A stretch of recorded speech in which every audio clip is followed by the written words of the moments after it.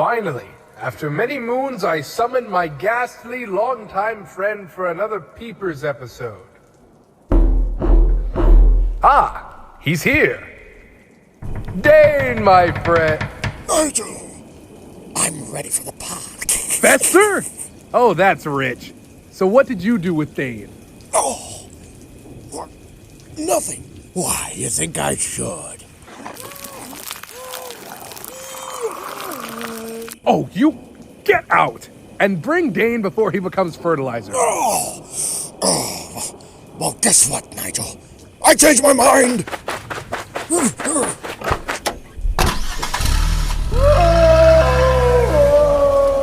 Dane, you son of a...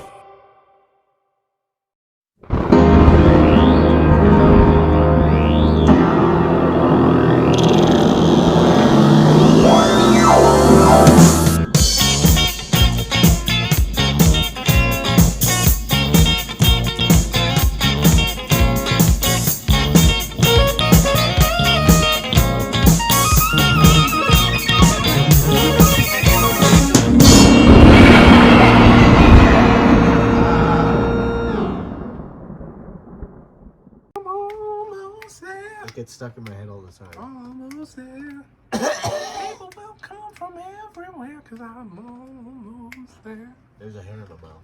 Oh, is it your own or is it Muddy's?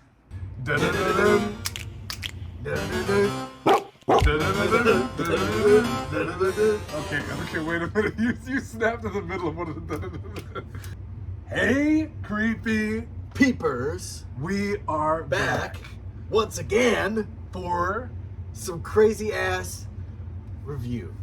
Because first we're going to talk about something that we're not really just going to cover on the channel. So we just thought about we'd give our thoughts on Peacemaker Season 2 as well as Season 1. Because do you think there's going to be a Season 3? I don't know. From what I'm hearing, confirmed that there likely will not be a Season 3.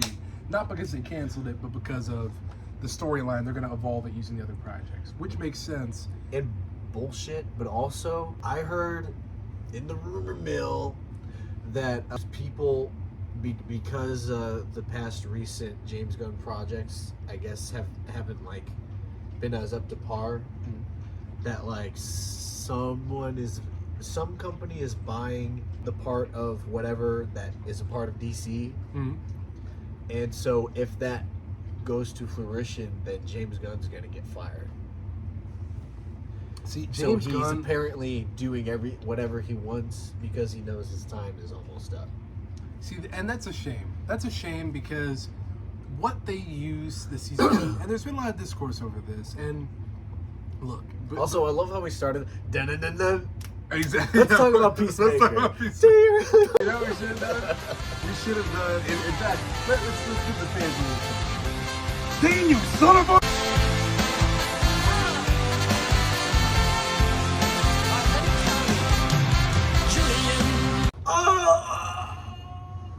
And I'm gonna edit in the Peacemaker.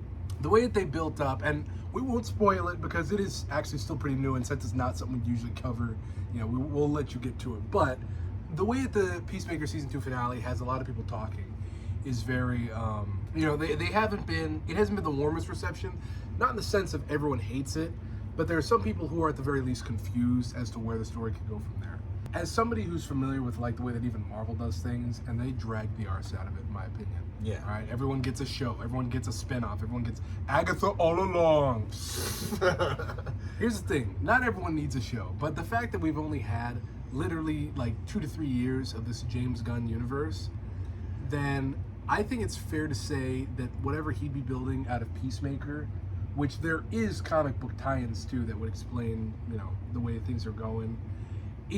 It makes a bit more sense than, you know, exactly as we said, Agatha all along, or freaking here's a spin-off for not She-Hulk, but what was the other miscellaneous Ant-Hulk. If you are a comic book fan, hopefully you get it. The way that they do these stories usually is, yes, one show might be over, but especially the way James Gunn tried to do everything, where he's trying to keep the actors, even if they do like voiceover stuff and like cartoons. Yeah. Essentially what I assume we're going to see is more fleshing out of that story, you know, as we get more projects, if we, hopefully get more projects. I really hope so. But one thing I feel like is like James Gunn's a little bit on his high horse, just a little bit. Because right now I feel like he was given the keys to the kingdom, and he's like, oh, these like Superman wasn't terrible. Like none of the stuff was terrible. A few times he's already been kind of like, you can't trust him, Oh, the Guardians of the Galaxy with the tweets. Well, yeah. Well, no, not even that. Like I'm saying, like as far as like when it comes to his projects, like he was talking about how there's going to be like cameos galore. Oh yeah, in the finale. Yeah. And there's not. And I will admit, the people who are complaining from that aspect, that I do get. I didn't know about that until after I'd already seen it, because I don't usually watch only because like. I don't really, I don't really care. Like, not in the sense of like the people who do care are wrong. That's fine if you did. I don't usually, just because I just don't watch any of these director like. Yeah, ever since freaking Tim Burton was out here talking about we're not going to be woke with Beetlejuice. Like, what? Dude, no one asked you to be. Relax. And also, theoretically, yes, you were. All right, you had all these freaking black folks dancing to disco music, but we're not woke. We're not woke. Okay? Yeah. He's got his big plate. Oh yeah, little Peeper callback, season 1, big plate. Yeah, but no, don't worry though. In the next season of Creepy Peepers, in the season finale of Creepy Peepers this season, we're gonna have cameos from McDonald's, Burger King, and Wendy's. Hey, to be fair though, I'll say this: I'm kind of glad he didn't follow through. I mean, I wish he hadn't said it, because then people are gonna expect him to follow through. But I'll be honest, when I saw the Justice League cameo at the end of Peacemaker season 1, that was the lamest thing ever and didn't make any sense. And it was still lame when they redid it in the recap. Exactly. Which, by the way, didn't they retcon it in the recap? They did. Yeah. They changed it to freaking Hawk Girl and Justice Coconut Guy. Head Green Lantern. Guy Gardner. Yeah. Which, by the way, like... I laughed at a freaking squirt. At a squirt? Or a Squidward? I forget. I laughed right as you had the coconut head, and I laughed so you freaking can see the soda that's blowing my face. But go ahead. But like, I don't know why people love Guy Gardner so much, but he's like, he literally has a stupid haircut. He chews gum annoyingly. He's an a-hole, especially in the beginning of season 2 of Peacemaker. Like, I dislike the Justice Gang. Yeah. Well, what about Mr. Terrific? Well, then again, he's kind of Mr. Terrific's cool. Yeah. Me and Tyson still say that he's the coolest one. But Hawkgirl and the other guy, they're just mean as hell. They cut promos on Peacemaker talking about this guy. They cut promos, and they don't even. Well, they didn't know they were live. They didn't know they were live on air. Hell, but still, dude, can you imagine? At least if we're gonna crap on something, we know we're live. Yeah, I'm not a super big, like, comedic superhero. Like, I'm not into that sort of thing. Like with the Marvel universe and stuff like that. That's the other thing. That's the thing. I will say, James Gunn is probably one of my favorite writers. They're not, well, I mean, yeah, I forgot, yeah, he did do some writing. But what I did really like about Peacemaker, seasons 1 and 2, is that this is funny superhero dialogue. Dude, Yes. how many times have I told you, friggin', I won't watch Marvel unless it's like Deadpool or something, because they try to do jokes, and it's like, not everyone needs to be affable. And they tried to, I think they got that from James Gunn's Guardians of the Galaxy. Exactly. Because they didn't really ramp it up until after that. Look how funny Thor is. Right? Stop. All these when they had the freaking that even got me. Even though I just said I like the Deadpool, Mr. Paradox. Oh yeah. Said the words BT Dubs. He said the word BT Dubs, and I'm like, first of all, outdated. Second of all, no freaking thank you. And I know this sounds like such a push up your glasses thing to complain about, but dude, stop. Don't have somebody say some freaking early 2000s slang as like a bit. Especially if it's a villain. Like if it's a hero doing like a bit, I'm like, still a little cringe, but at least I'm already rooting for the guy. Right. I'm not ready for Mr. Paradox. He's like, BT Dubs, the exits are locked, or whatever. Unbelievable. It's like watching a FNAF YouTuber and they're like 35 years old talking about, yeah, this wacky, goofy, silly franchise. And like, stop, do Pee Wee Herman over here. Yeah. That's what I meant when I said that you couldn't trust James Gunn earlier. He also said he wasn't gonna do the interconnected stuff that Marvel did so much of, and he's already done it. Like now that we know that we might not be getting a season 3 of Peacemaker, but I mean, and instead we're gonna get Salvation, and everyone's gonna come to that. Creepy Commandos. Like, I really did enjoy season 1 and season 2, and it irks me that if I want to see where that ends or how that story you gotta watch continues, 15 other projects. Yeah, and I don't want to watch Supergirl. That's fair. But here's the thing. I mean, if John Cena's Peacemaker's in it, then I guess I am, because I'm on board now. You know what I mean? It's kind of weird. So maybe that's James Gunn knew that. Maybe he was like, yeah, this is how I reel everybody in. And not even like saying that's fair in like the way of like Supergirl. That's fair to not want to watch. It's just like with Marvel. I'm not watching freaking Agatha all along. Right. And all like 5 other Avengers that are gonna take 4 hours to sit down and watch. Like when I watched Peacemaker, I didn't even think about it. I didn't even think about the fact that I'm like, oh, I just watched 5 hours of the television. You just watch it. Yeah. But when you're sitting there and they're like, okay, here's Infinity War. It's gonna be about 3.5 hours. I'm like, I'm watching it. And Peacemaker is genuinely evenly paced. Yes. And it picks up where it leaves off. Uh-huh. It's not freaking, okay, here we are. Boom. Oh my god. Can you believe that we fought that monster in a scene that we're just gonna recap and not actually show? No, they're gonna show you it, they're gonna freaking explain it, they're gonna freaking like it goes. Yeah. And it's a easy to follow, I feel like. Maybe if you're outside of comic books, may not be, because you're like, what the heck is a butterfly? Like, well, but no, there you go. But even that was a good mystery that they set up and introduced. If you want to be like your friends and watch a freaking superhero show, but you don't want to have to like, who, because they'll tell you who everyone is, go watch Peacemaker. Because I haven't kept up. I didn't even watch The Suicide Squad. Really? I watched, and not even because I hated it. No, I just didn't watch it because I just didn't.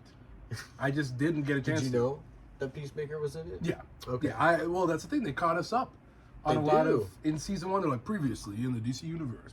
So I really like the recap and the intertwine, and because even without having watched the Suicide Squad, they picked up where everything left off and explained, like, as far as Rick Flag Jr., they explained that directly outright. Like I was pretty much up to date on everything. So yeah, if you want to be able to watch one of these shows and then talk to your friends, or, well, did you know that in the animated series for Justice League, there's a retcon that leads to, it's like, all right.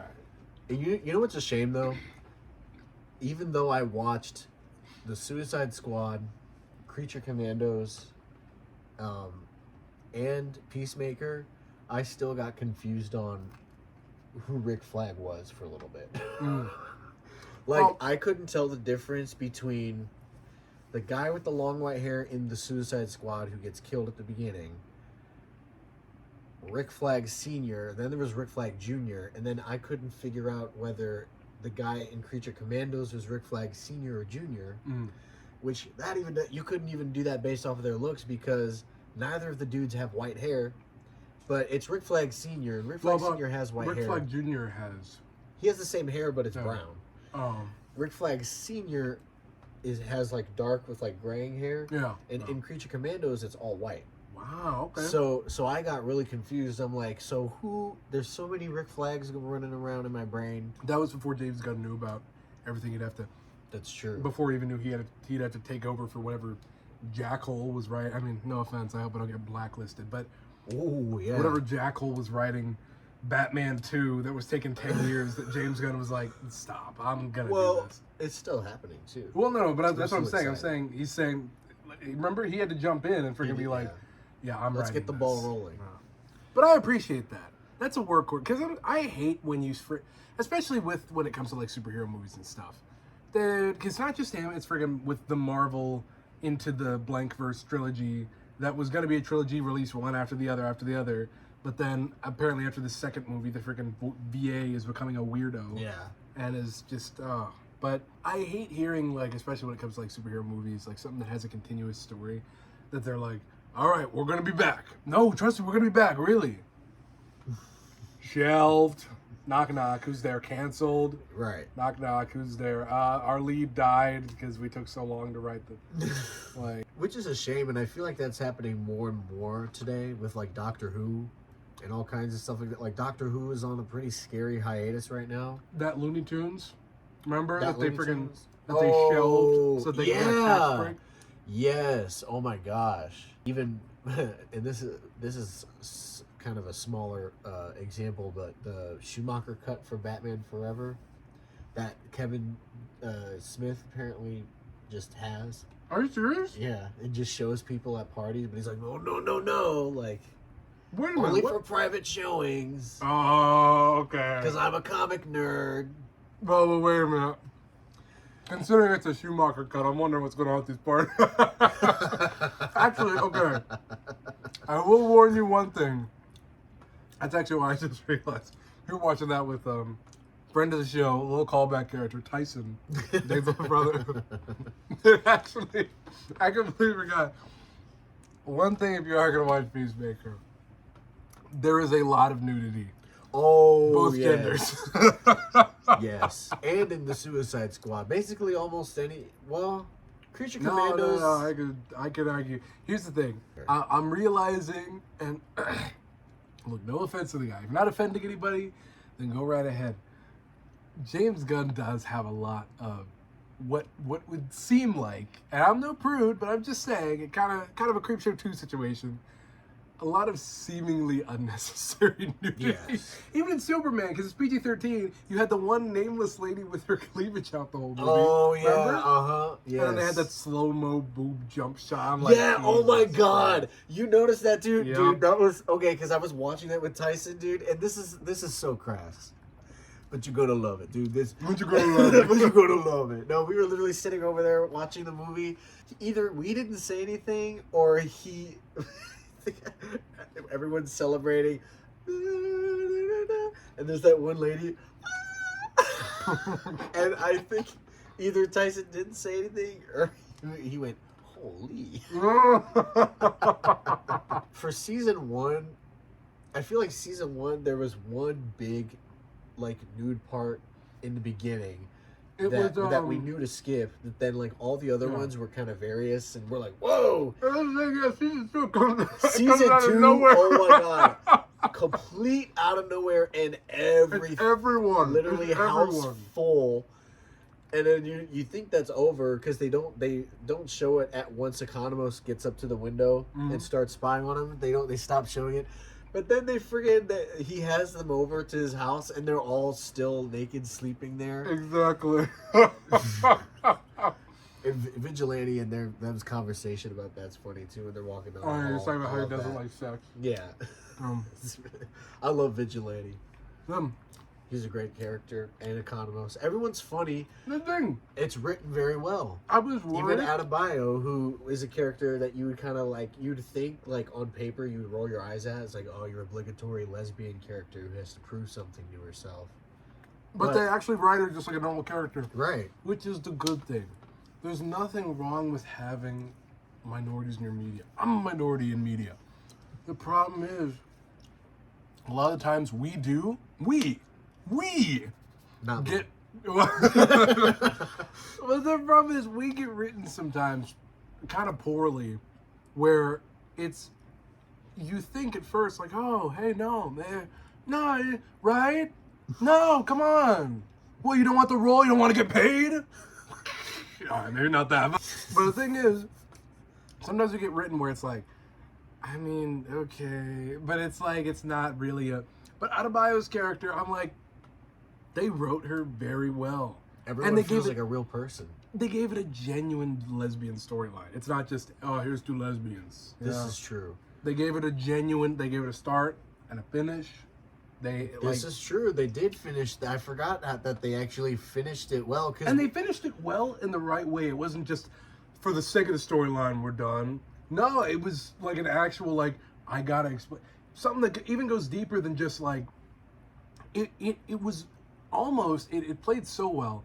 It was almost a commentary, it felt like, on the way that relationships are written in, like, other movies and TV shows. Where it'll just be, we're gonna break up to break up. Or we don't work because we don't work. No, it's we don't work because we can't, unfortunately, have the same goals.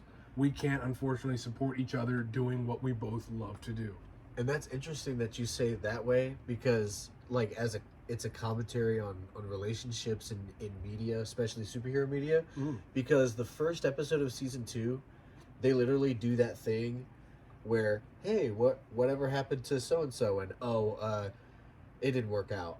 And it, you know, when they shut it down, and then like she literally doesn't appear in like a few episodes, so you think, oh, okay, that's just how they're gonna close the character. But then they have multiple scenes towards the end of the series, so that was cool. Exactly.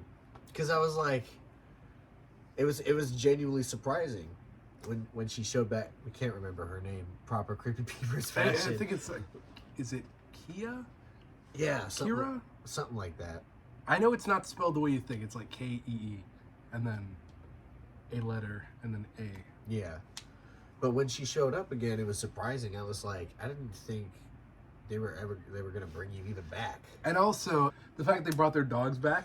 Yeah. And like, yeah, it's only been 3 years, but like, still, you didn't have to. But you Right. remembered. You remembered to do it. I see. Pay more attention to detail than freaking Beetlejuice. Who? What? Barbara? What? Hang on. Let me get a Q-tip. What? Barbara? I don't know. It's a miracle he could remember his old pal Danny Elfman's name. Exactly. What's his name? What's his Danny name? McBride? Paycheck? What's his name? Paycheck? Cheap hire because he's my friend? Oh. Boop, boop, boop. Oh, 911. Whoops. All right. Well, yeah. Let's get that'll down to lead business. us right into our Halloween business. Yeah. Exactly. All right, well, without further ado, it's time to throw my D the invisible bone and jump right into our review of both Addams Family and Addams Family Values. That's why we were snapping at the beginning, doing the dun dun dun dun, and then we just Exactly. led right into Peacemaker. Or should we say John Cena. Dun, dun, dun, dun. dun-dum, dun-dum. Addams Family freaking starts with Merry, Merry, Merry, Merry Christmas. Yes, and it also starts with the Men in Black font. Because it's a Barry Seinfeld. Seinfeld? Seinfeld connection for this episode. Connection. He already did it. No, yeah, this is the iconic scene. First of It's all, a Barry Sonnenfeld production. they jump right in. It starts at Christmas, but You don't really feel it. yeah, you don't feel it. But what's so interesting is that I have a pinball game, and it's the Addams Family pinball. You hit this one pocket, and it's Gomez, the Mamushka, and then the ball goes all over the place, and you can hear. Oh, that's really cool. I'll put some And footage. those are some of the best moments of both movies. Is Yes. anytime they get to do a really fast, nostalgic critic speed like dance number or a mamushka or a sword fight. Those are always great. because it's his voice. It's literally his voice, And but it like just good comes right crushed, out. and it's yeah. Mamushka. And I love those old McDonald's toys. You're like, what's he gonna say? And you press it, it's like, yeah. and you're like, wow. I love the clock because you think that, and then it's, Yeah, you think it's gonna be you something think really it- nice, you think and they're it's gonna kiss, be, and and it's then- just Gomez stuffing his face into his wife's breastus, and then it's friggin' Pugsley's hanging Wednesday. which never freaking happens ever. In what world would number one that ever happen? Number two, Wednesday allow herself to be betrayed in their family clock by as her Pugsley. being by Pugsley. Because as we know throughout this movie, she's the one always, I'm gonna kill him. Also, props to Hand. Hand is great. Or not Hand, Thing. Thing. The The Hand. Props to Thing. The Hand, whoever, like, whatever effect they used for that, very good. And the I have no idea how combination they of did it. effects too. I think it's a combination. As Well, far because as like even if the they did, top like, part, morph suit, Like, you still have to get the composite shot behind, and if they're doing following shots, you gotta get that, because I feel like it's different. Like some shots they do the green screen, some shots like they'll cut a hole and they'll be up this way. Mhm. Some shots they'll cut a hole, their real wrist will be down here, but then they'll build a fake one up here. Oh, that's Does that make genius. sense? Yeah. That's genius for them. Because, I always figured... That though, like that Yeah. stuff. I will say though, the green screen shots of Thing in this movie, Mhm. which I guess is natural because of the time, it does look 1991 worse. to 1993. Right. It looks more like more Star Warsy, where you can see the edge around the fingers, you know. And I also just realized this, because there is a bit of Easter egg, visual Yes. effects Right. in this movie. Oh, I was And gonna bring this up too. One thing you'll notice about the way that she's sleeping, this is mentioned in the script. I don't know if you saw this little Reddit post about this. Okay. Gotta be. There's only one reason to be sleeping like this. Well, if you're... Because they're hard on me all the time. Yes. There was a note made in the script by the writer, or is it director or writer, but either way. Either way. And it was like, look, even though this is going to be a family film, I want it to be perfectly clear that Gomez and Morticia bang all the time. Which is great. It weirdly works. For Oh, of them course it works. because they're Addams Family. Yeah. Where I feel like any other couple, it just like even normal people get behind it. You know Exactly. what I mean? Well, the thing is, it's the perfect I love antithesis that jacket. because in most, not only families in real life, but This I is love good. it. This Damn always you, a good- Adam! Damn you, Adams! Green screen. Yeah, green screen ball and the friggin' El Generico, grumpy old man, friggin' Mr. Wilson. Also, he's revealed to be a judge later. Why are you just haphazardly fun and games throwing your crap at the judge's house? Also, I love that. I love that when he frickin' when Hand tosses the club into the bag. Yeah. I love that it's just a hand, but he's able to get the tensile strength Right. to throw a friggin'. And I just realized black sleeve. Yeah. Black sleeve for some of the Ooh. scenes. You can tell probably here it's the black sleeve. Oh, and I love that too. The fact they're cutting the heads of the rose off and it's just the stems with the thorns. And of course the classic.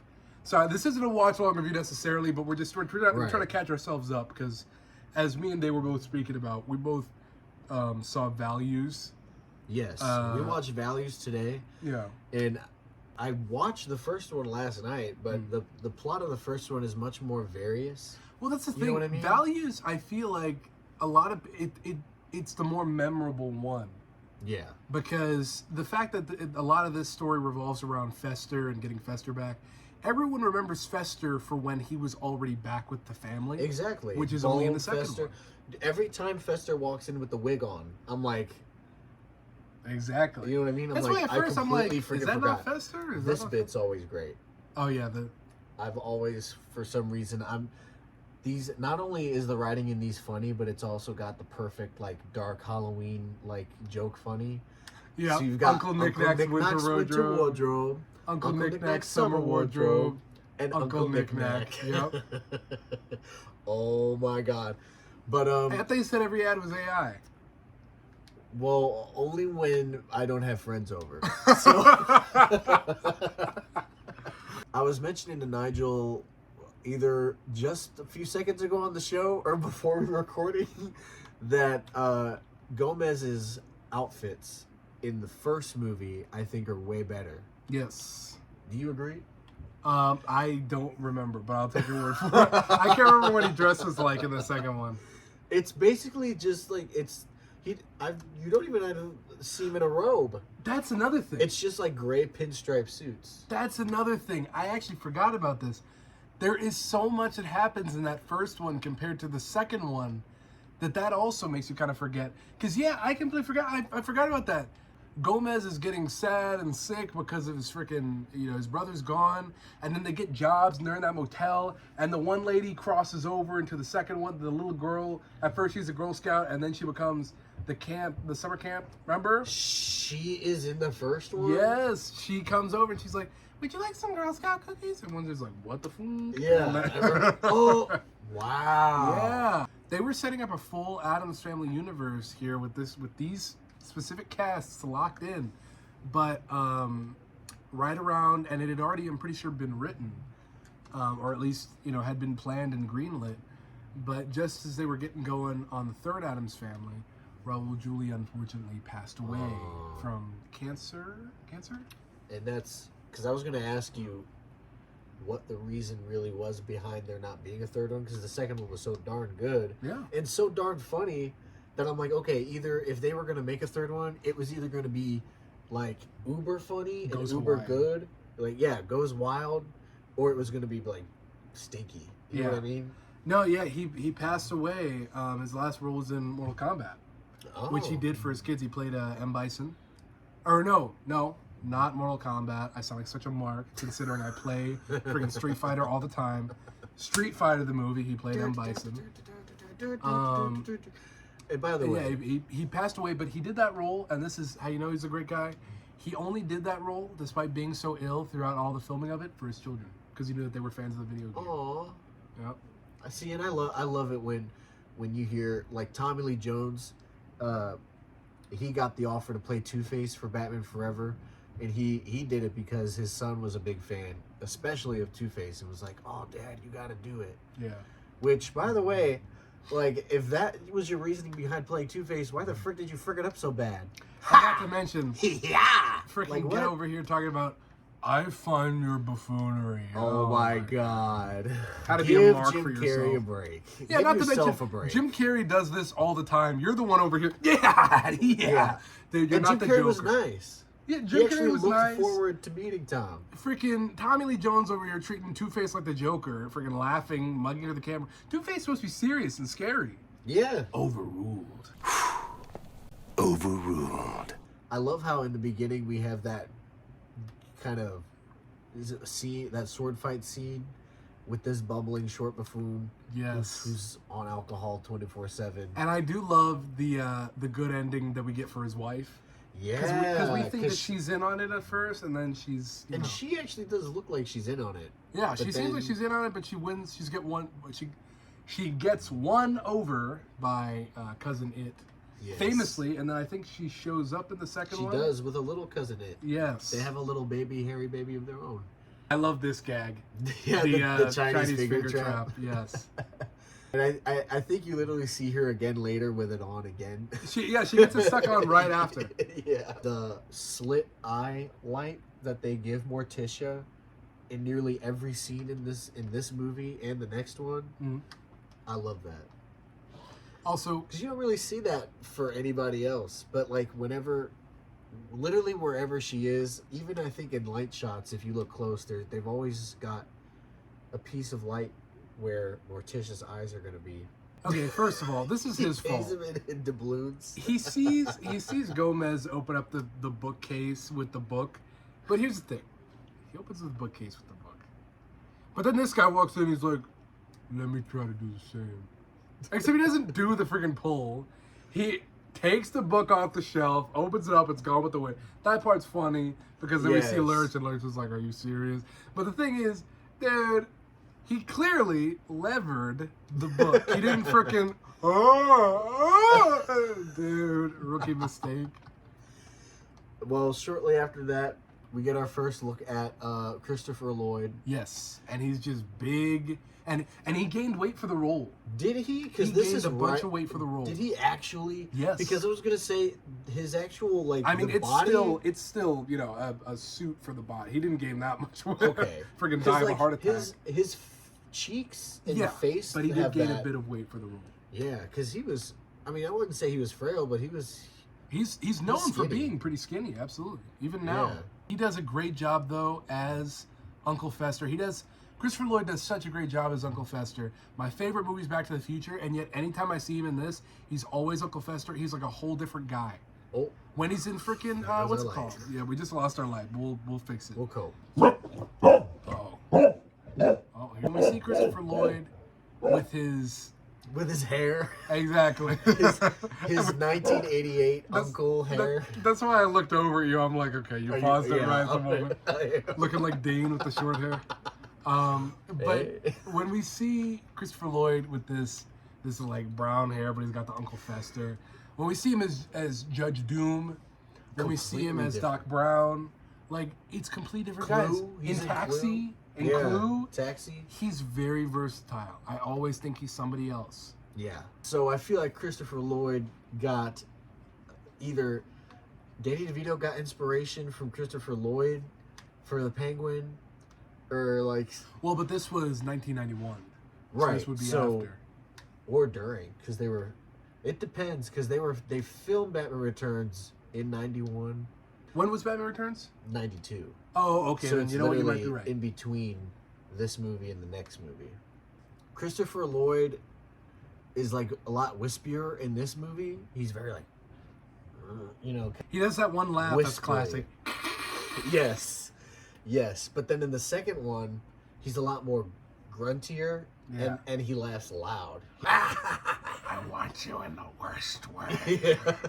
And that sounds like something Penguin would say. Well, I think Robin Williams does that as a bit in Miss Doubtfire. Yes. Yeah, does yes. he do the Uncle Fester? Oh my I would- gosh! And then the scary freaking return of, which by the way they dive right in with this plot, which is why they stick so much in this. They stick, okay, here's the Addams Family, plus here, like you think it's going to be a bunch of vignettes at first, but then they jump straight into the Uncle Fester plot line, and then later on we're like, oh, you betrayed the family, and freaking, is it going to be you? Is it going to be like they do It's a lot of back stuff and in this movie. forth, but it's believably, like they can believably go back and forth like that because the Addams Family are so crazy. Exactly. Especially Gomez. He's always like, he's my brother. And he's a betrayer. The But he's my babushka. brother. The babushka. Yeah. What the tradition? Like when I want to be just like a freaking AI card game ad. Exactly. I finally caught on to what Dane was talking about. in this Yes. scene. I want to be just like Gomez, with the suits, with the family. And he just, everybody in this movie and the second one just seems like they're having so much fun. Okay. However many AI. more left. There's an AI ad about cleaning up your phone.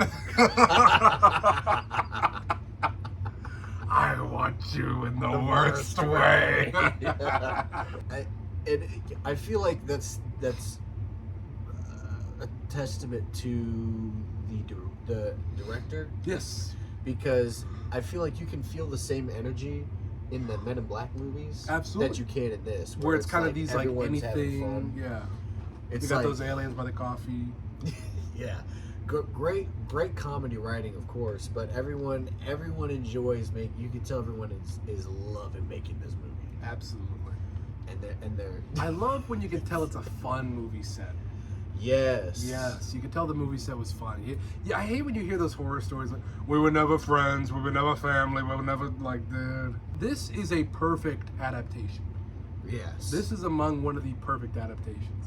It takes enough from the source material to still be the source material. You've got to be freaking serious. It's just sad as this. Every time we're gonna go through, we're gonna get interrupted with this BS. Well, the thing was, I was in the middle of whatever sentence, and then I immediately see some old black man. And it's muted, so I'm just thinking, I'm like, is that granddad? I can't even tell. We're about to get one of my favorite shots. Where That painting? yeah. Wow. I feel like in the first one they had the house. Oh, I love this. Yes. The slide. The slide. scene. By the way, generico slide, but they make it look like it's the most insane look. Yeah, they do Flipping the camera upside down around. camera. I love when they do that in like '90s movies where they're just Yeah. Whoa! newsflash. But we've I got, love this cool the part. matte painting for the Yes. boat. Yes, I remember. Because it's like, where the hell is this all even fit underneath there? First of all, this movie, I feel like they had the house, and they built the house and it was there, Mhm. and then they would film that, and then in the second one they had the house, and they would do like further matte painting shots, but this matte painting shot, Yes. if freaking Pluto TV would let me see it. Oh, here Very he good. comes. Here comes John Wayne. comes. And it's Yes. Oh, and he got the fog it's over the... rendered into. It's like good. It's Yeah. like. Oh. Did you hear that? Oh, man. I thought that was freaking... I didn't know if that was a movie. I didn't know if it was money. Here's basically what Addams Family won. What we're at so far. In our... Giant wine glasses in hand. Yeah. We've got the Addams Family. You know, they're kooky. They're creepy and they're kooky. But Fester is missing. Where's Fester? Oh, my God. Well, maybe Fester, but actually his name in this is... What's his name? George or something generic. Some El Generico. Yeah. And then we have this imposter Fester, at least they think it's imposter Fester, and he's trying to connect with Gomez. He's like, well, I gotta earn the family's trust, you know, I've gotta sneak in and steal all their jewels because the person who's controlling not Fester is connected to the lawyer guy or the accountant, whoever, you know, Mr. Gone with the Wind. So...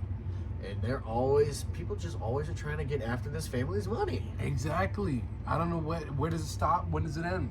When does it that's start? That's the other thing. Some of the plot points from the original movie that they reuse in Addams Family 2, like even though it's reused, it feels fresh. Absolutely. Well, because they are gonna have these interactions. I mean, think about it. They had the freaking show. They had the show back in the 50s. How many more? Like, of course, all your plots are gonna be, well, you guys are different, right? You know what I mean? Like, what else can you do? Well, we want your money. But I love these scenes where he'll go for like a handshake or a hug, and then he flips Fester over. Oh my gosh! And they do that in the second movie, but oh my god, freaking incredible! Where he goes to like shake his hand, but he flips him and he throws him across the room and he goes on his back like, upside down, and he's laughing whoa like the whole time. I love in here he's like half of the movie he's pretending to not like he's Fester, but Fester is not really like he's not really playing Fester, he's playing brainwashed Fester. Exactly. So there's not a whole lot of that coming out. And what I actually really love about what this storyline allows is that it allows for it to essentially be true. Like they try to, no, I got lost in Bermuda Triangle. He was like, because I guess he told them that he was going to the Bermuda Triangle, that he got lost, and that's how he ended up with the German doctor lady, but she's actually just an evil lady. Yeah. Look, yep. She got stuck again. Stuck again. But yeah, I love that. Oh, and is that the guy? That's the neighbor. Yeah, I'm Addams. Wait, I just realized this guy. How many jobs does this guy have? Well, maybe he's the Larry from Gumball of this world, where that's why he's got such a big house. Yeah. He's got every job in the town. I love how her hair's all frazzled because she couldn't do anything with it. Oh yeah, and then they get horned. Freaking Gomez and Morticia get horned. Oh yeah, this bit is so funny that they get horned every time the number raises. Exactly. Which I had to explain to Desi when we were watching this because she didn't understand why they were enjoying the fact that they were paying more for their own thing. But I was like, get it? Like they enjoy like that feeling. Yeah. And then everyone's of course like, ooh. Just like whatever, like you guys. And I do like, and this is a callback to the 50s show. I love how it's present day, but Lurch is still driving that old 50s car. And that's like always hit and miss when an old property gets put into the modern day and they don't really change much and they still try to do the whole like. Good thing is though, this is the 90s. Right, it's where everything was freaking good. Yeah. That's what I was just going to say. Why couldn't it doesn't feel out of place? Because not only is this the movie adaptation of a TV show, yes, where this already could have gone off the rails as we're watching the train go off the rails. Well, and not only that, remember this? I don't know if you know, this is a callback to the show too, with really? John Astin.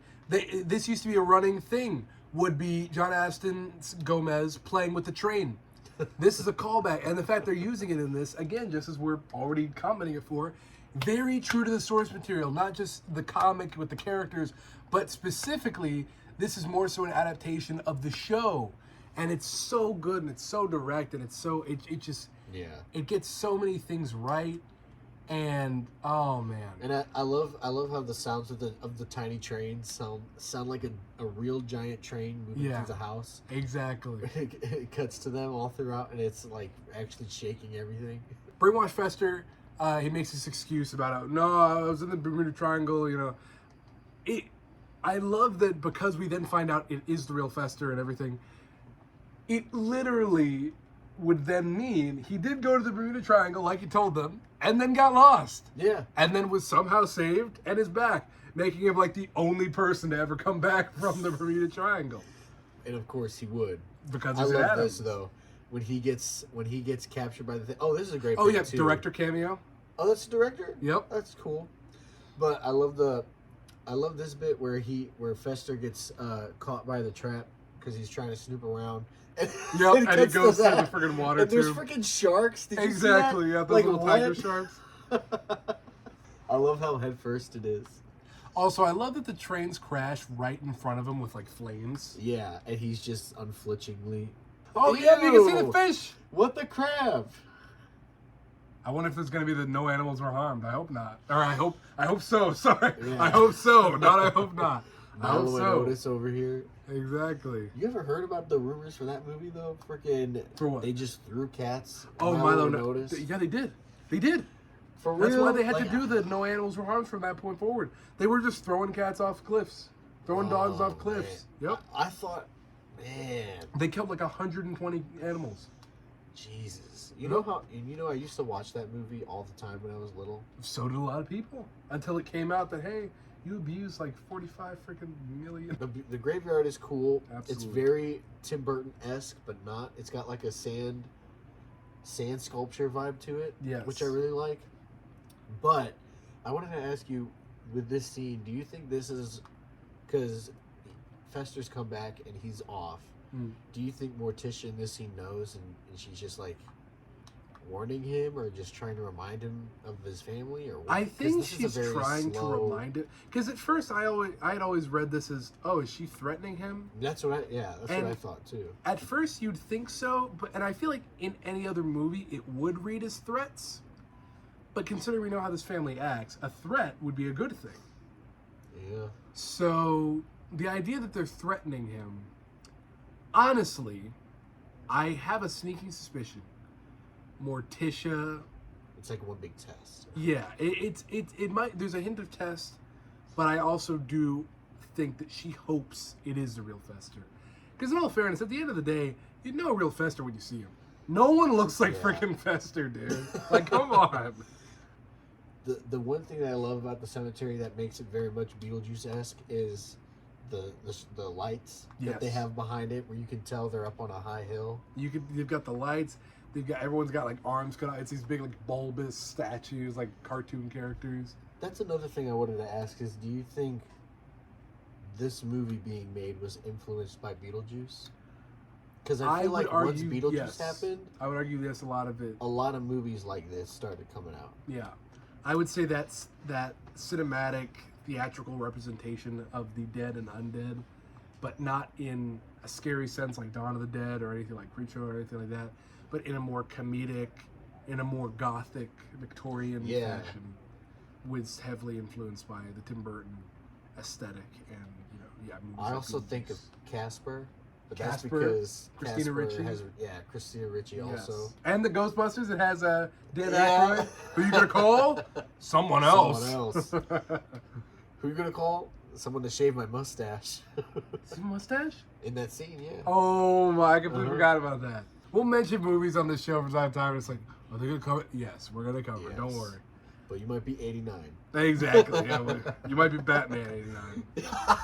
But yeah, I think that you could argue, definitely a Tim Burton influence, definitely But what I think most of all is that because this movie was early enough, it's easy to not call it a copycat with Right. a lot of its things. Which, not that you were, I'm just saying in general.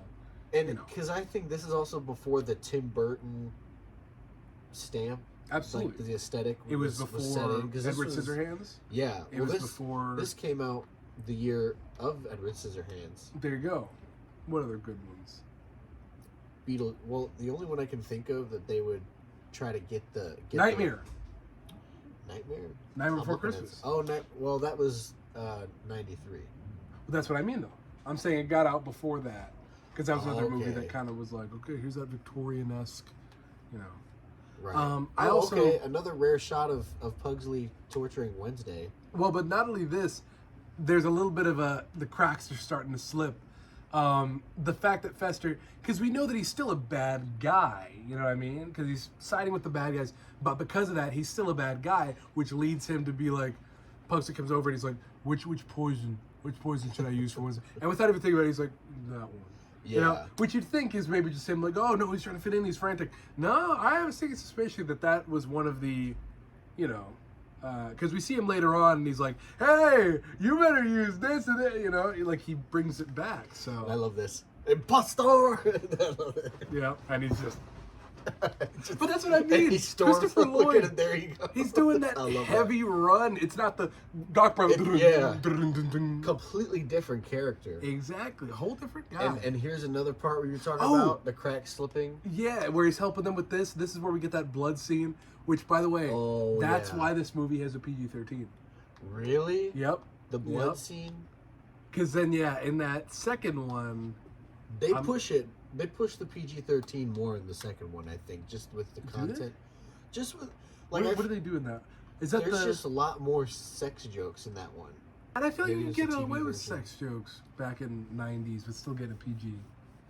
That's true, but they had to be a little bit, I guess, under the brow. Where I feel like because like you're dealing with Morticia and Gomez, sometimes it's like, especially in the second one, because the plot centered around the fact that Debbie had actually Fester under the sexual spell. Yeah. and I all that forgot about stuff. that element. Yep, you're right. Which also, I will say, Peepers, this is slightly unrelated, but I actually do have, and I regret not wearing it. I do have an Addams Family shirt. It's got Gomez and Morticia. It says The Lovers. I think you probably see me wear it. Really? But I'm once again wearing the Elvira, which I wore in the last episode, which makes me look like I'm freaking homeless and only own one shirt. But I'm trying to keep it fresh. I've got the zombies. No, I don't have the Elvira. I have the zombies. I don't have luxurious suits like Gomez, so I'm just the Elephant Man. I was gonna say I put. I feel like the lamest part about this plot, though, is that, and it's not like that bad. It's just kind of whatever. There's Dr. a lot Pinderschloss, dude, I don't care. There's a lot of people running around the house. Yeah, there's the one old It's lady. all in the house, and you're just. There's some tension with like, oh, is Fester gonna? As Fester's got his face in this old woman's cleavage, but God. there's the tension. You know, is Fester gonna do There's anything? the Oh, that's a tension. great shot. There's a tension festering. Yeah, that's a great matte painting. Yeah. The map painting for this, but yeah, I love this. When they I hit love the way they golf, have it. when they And hit look, the golf off the roof. The way that they've tried to make it look like everyone else's with the lights, it almost makes it seem like it's a bunch of houses, Yeah, like down in the distance. This part's so sad. Yeah. But he changes his mind twice. He goes, I changed my mind. And then they do the play and he goes, I changed my mind. Yeah. This kid, however, do I you recognize thought- this kid? I was gonna say, is that not the kid who plays the Grinch? Oh, wait. 'Cause I don't think because no, it's this not. is before. Yeah, this is it's way not. before. But this is the kid in Jurassic Park at the beginning where he goes, that's not a dinosaur. That looks more like a 6-foot turkey. Oh And my! then Grant comes up with the thing and he pretends to slice his belly. See, That's here's that the kid. thing. I right knew there. I recognized every time I watch this. I always think, is that the kid who played the Grinch? and I knew him from something, but I can't remember what. Jurassic Park, 6-foot turkey. 6-foot turkey. Frick. He's also the dream child in Nightmare on Elm Street 5. He's the evil Freddy Krueger baby. I love this song. This is the first time I heard this song. Getting to know you, getting to know all about you. Oh, and I love the judge. Yeah. Doing the Freaking creep. stroke. Yeah. I forget he's even there. Why? Who? No, I changed my mind. Who told? I changed my mind. I changed my mind. Who chose Pugsley and Wednesday to get their own solo in this pageant? They should have known something was going to go wrong. Also, watch this lady when they finish the song. Look at her arms. Excuse me. I changed my mind. I changed my mind. Look at this one guy. Look at the freaking falling over. We have too much fun on this show. Look at his. Oh yeah, and did here's you the notice? great PG-13 bit. She's already bleeding. She's already bleeding, but also, did you notice that the guy who was El Generico smiling, all of a sudden he was frowning the minute that this started? Yep, look at him. Oh yeah. Also though Well, I told you this is what happened to UHF. Remember UHF was going to be PG, and then they had that one scene with the guy on the show? Oh yeah, Yeah, when you spray blood like that. When she gets it all over the when you watch a judge, he starts to smile for real for some reason. I'm like, Does he really? Yeah. Oh, wait, we're going to see it. I'm like, what is up with this guy? Maybe it got a PG-13 rating because, it could make some people faint. Because that's so absolutely. obvious. No. Like I said, blood will get you. That's why I was like, sex jokes. So like PG-15. You used to... Little Peepers history lesson. There is a horrible Chevy Chase movie from 1980 or 81. I think it's 81. Called Modern Problems. And there was an accidental nip slip. And it's not like a nip slip, you can barely see it, it's off That screen. happened all the time in the 80s, too. Well, the thing was, it's after they had sex. I mean, they don't show the sex, but it's after they had sex. And she's like about to get out of bed. And the blanket slips off, and you can tell it's accidental. Her full boob is like, and taking up like a sixth of the screen. And she's like, oh. And you can tell it's accidental because she's literally, and she pulls it back up. And PG. Full boob out, right there, right in front of everybody. She knew she wasn't supposed to do it. She pulled it back up. Like you can't do a second take. No. Yeah, exactly. Every director in the 80s. No. Jim Cornette. Can we make a copy of this? Yeah. And that's the thing I also miss about movies back in like the 80s and 90s is like being able to say the F word and get a PG. Being able to say the F word and get a PG, but also it felt like even though there was the ratings board, there were all these rules, it felt like all the filmmakers at the time knew each other and there was a close-knit sort of thing happening where they could just kind of get away with whoever they wanted. Definitely. Not whatever they wanted, but they could get away with a few things because they pretty much whatever they wanted. Spielberg. Or, this freaking creep right here. Oh, I love this. And he shows up in the second one. Also, what is this scene? Dude, well, first of all, nice freaking dry ice. But also, I love freaking looking like Tiny Tim from the 60s. Yeah. And I love how he tries to look like he's distracted with something else, but you literally were just, you had nothing else going on but dancing with this little girl. Dude, look at it. Like, this is him. Look. Flora and fauna. But also, Lumpy Addams, dude, dancing with, I'm guessing, Wednesday's cousin. No, that was Wednesday. No. I'm saying, I'm guessing, like, Lumpy Addams is Wednesday's cousin. Oh, yeah.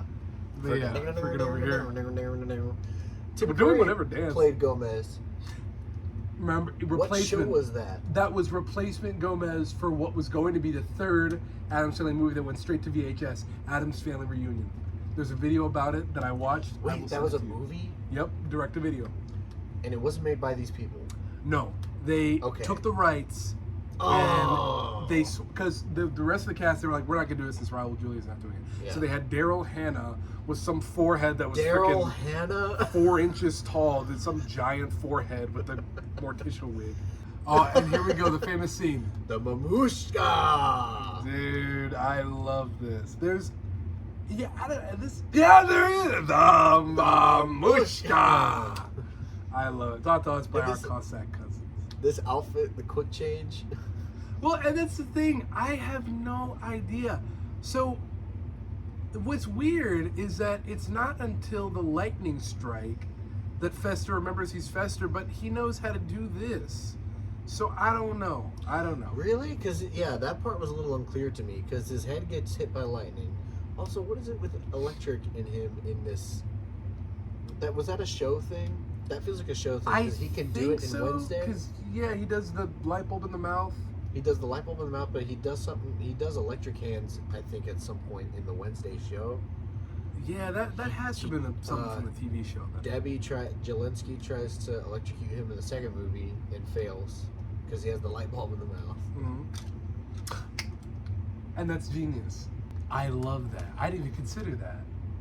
That's a genius way to reasonably explain in the lore, not just, no, the Addams are... Because I do feel like they are a little bit sloppy with the whole, no, the Addams are just immortal, except clearly they've died before. Yeah. But yeah, the fact that, yes, he got struck by lightning in this one, so of course in the second one he doesn't die by electrocution. Yeah. And in another world, he would have. Okay. Also, I love that. Morticia playing the violin. Yeah, and it's just a one shot. Exactly. They didn't have to have her, but they did it, and I love that. And then he catches it. He does a sword swallow. Very cool. By the way, I feel like there's way too much Wednesday promotion going on right now. I mean, I know it's isn't Halloween. season 2 coming out or something? I think it's already been out. It's either coming out or it's already been out. But are you freaking serious? Oh, Enid cereal box? Like, I've been seeing that, the Wednesday cereals in the store. They're I in the went to store. get my, and we'll have this on the show in a little bit, the monster cereals. oh yeah? You know what they have now? I got Jim your- Henson. Yeah. Jim Henson puppets Uh-huh. is the thing. I We'll have it the on Count show. Chocula. Yes. Yep, the Jim Henson Count Chocula. Very sweet. I love that. Dude, Yeah. and I love how it's, the classic, like, with the curved mouth. arm. Yeah. Dude, how important was this guy to the story? I'm realized the freaking judge was in way more scenes than I remember. Oh yeah, that's right. Because he, what can I do for you? Also, I love how it's, what can I do for you? And then he pulls him close immediately. Yep, and then he's getting double teamed by, oh, okay, that sounds so bad. That sounds so, he's getting kissed by the two sisters. He's getting double I'm so sorry. I said it too quick and I just... This is a good bit. They're getting put away in a straitjacket, Yeah. carried off to the asylum. And then I love Cousin It's car, how it's literally just big enough for him. And his hat. I love can't- his spiderweb We mustn't. hat. Yeah. And there it goes. And it's just literally like a one-person car. I mean, which technically, yeah, she could have fit in, but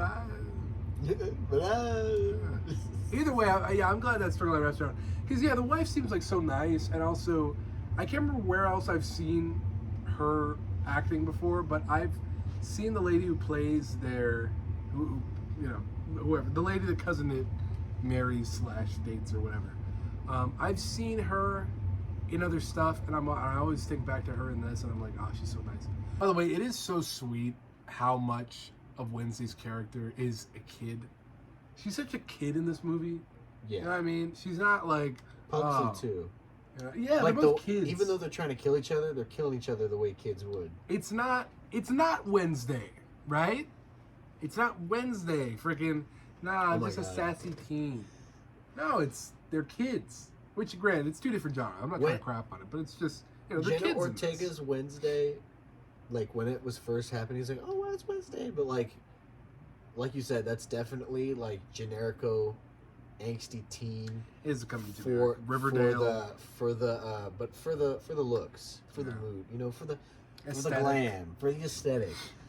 Like For the vibe. Christina Ricci's Wednesday, and I guess that's also being given the benefit of being younger, is like she actually feels like a real, like when she's being... I was going to say, wait a minute. Yeah, Jenna Ortega's like 20 or something years old. Yeah. But... And she's supposed to be in high school? I didn't even think about that.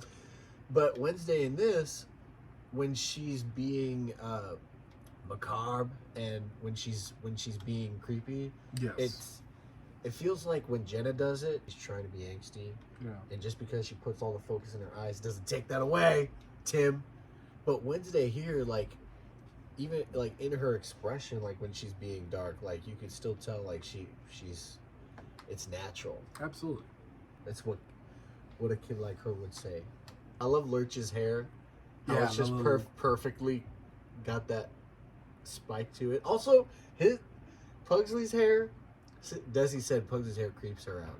Oh yeah, this effect burn up old Chief Oh Woodenhead. yeah, old Chief Woodenhead. I was gonna say. This scene's great. Yeah. First of all, how did Morticia? Morticia? How did Morticia? I guess she's being a substitute or something. How Yeah. did she get that to be? Oh my god, kids! I gotta tell you, kids, creepers! I gotta tell you this. Jesus, story. you're losing it. Here's that scene I was talking about earlier that I thought was in the second movie, but they got that fast jazz going. It's Yeah. like being at a Universal Studios 3D ride. Oh, come on! Look out! Like, Yeah. But look, here's the. How is he flying? Freaking. Yeah. Just No throwing- way you could do that. But if you see me grimace, grimace. But if you see me grimace in my facial region throughout this episode, at work a few days ago, I was where it was like, it wasn't spray machine. It was like dunk in the bucket, Oh, yeah, next yeah. bucket sort of situation. And I had a sucker in my mouth, a grape sucker, you know. I'm enjoying it. Oh, yeah. Mother freaking, there's this one thing, and it's got all this nasty fucking food in it, Oh. dude. The whole tub is already full of like murky, dirty food water from other pots that I was doing before. It's freaking, it's hard. I got the metal score. I'm like, oh, why is this coming off? And it freaking splashed up, went right here, dude. One drop, right here, but on my sucker just enough to where I was still sucking to just pull it all, and it was the worst taste. I'm still, you see me, like I get aftertaste of it. It was that bad. It was that bad. What is this revolting story you're telling me? First of all, that's the worst possible way that could have gone. We've all had that where we're scrubbing through our eye and then we'll get a splash. It might hit the lip, it might hit the side. Dude, not once has it ever gotten in my mouth and down my throat. That's insane to me.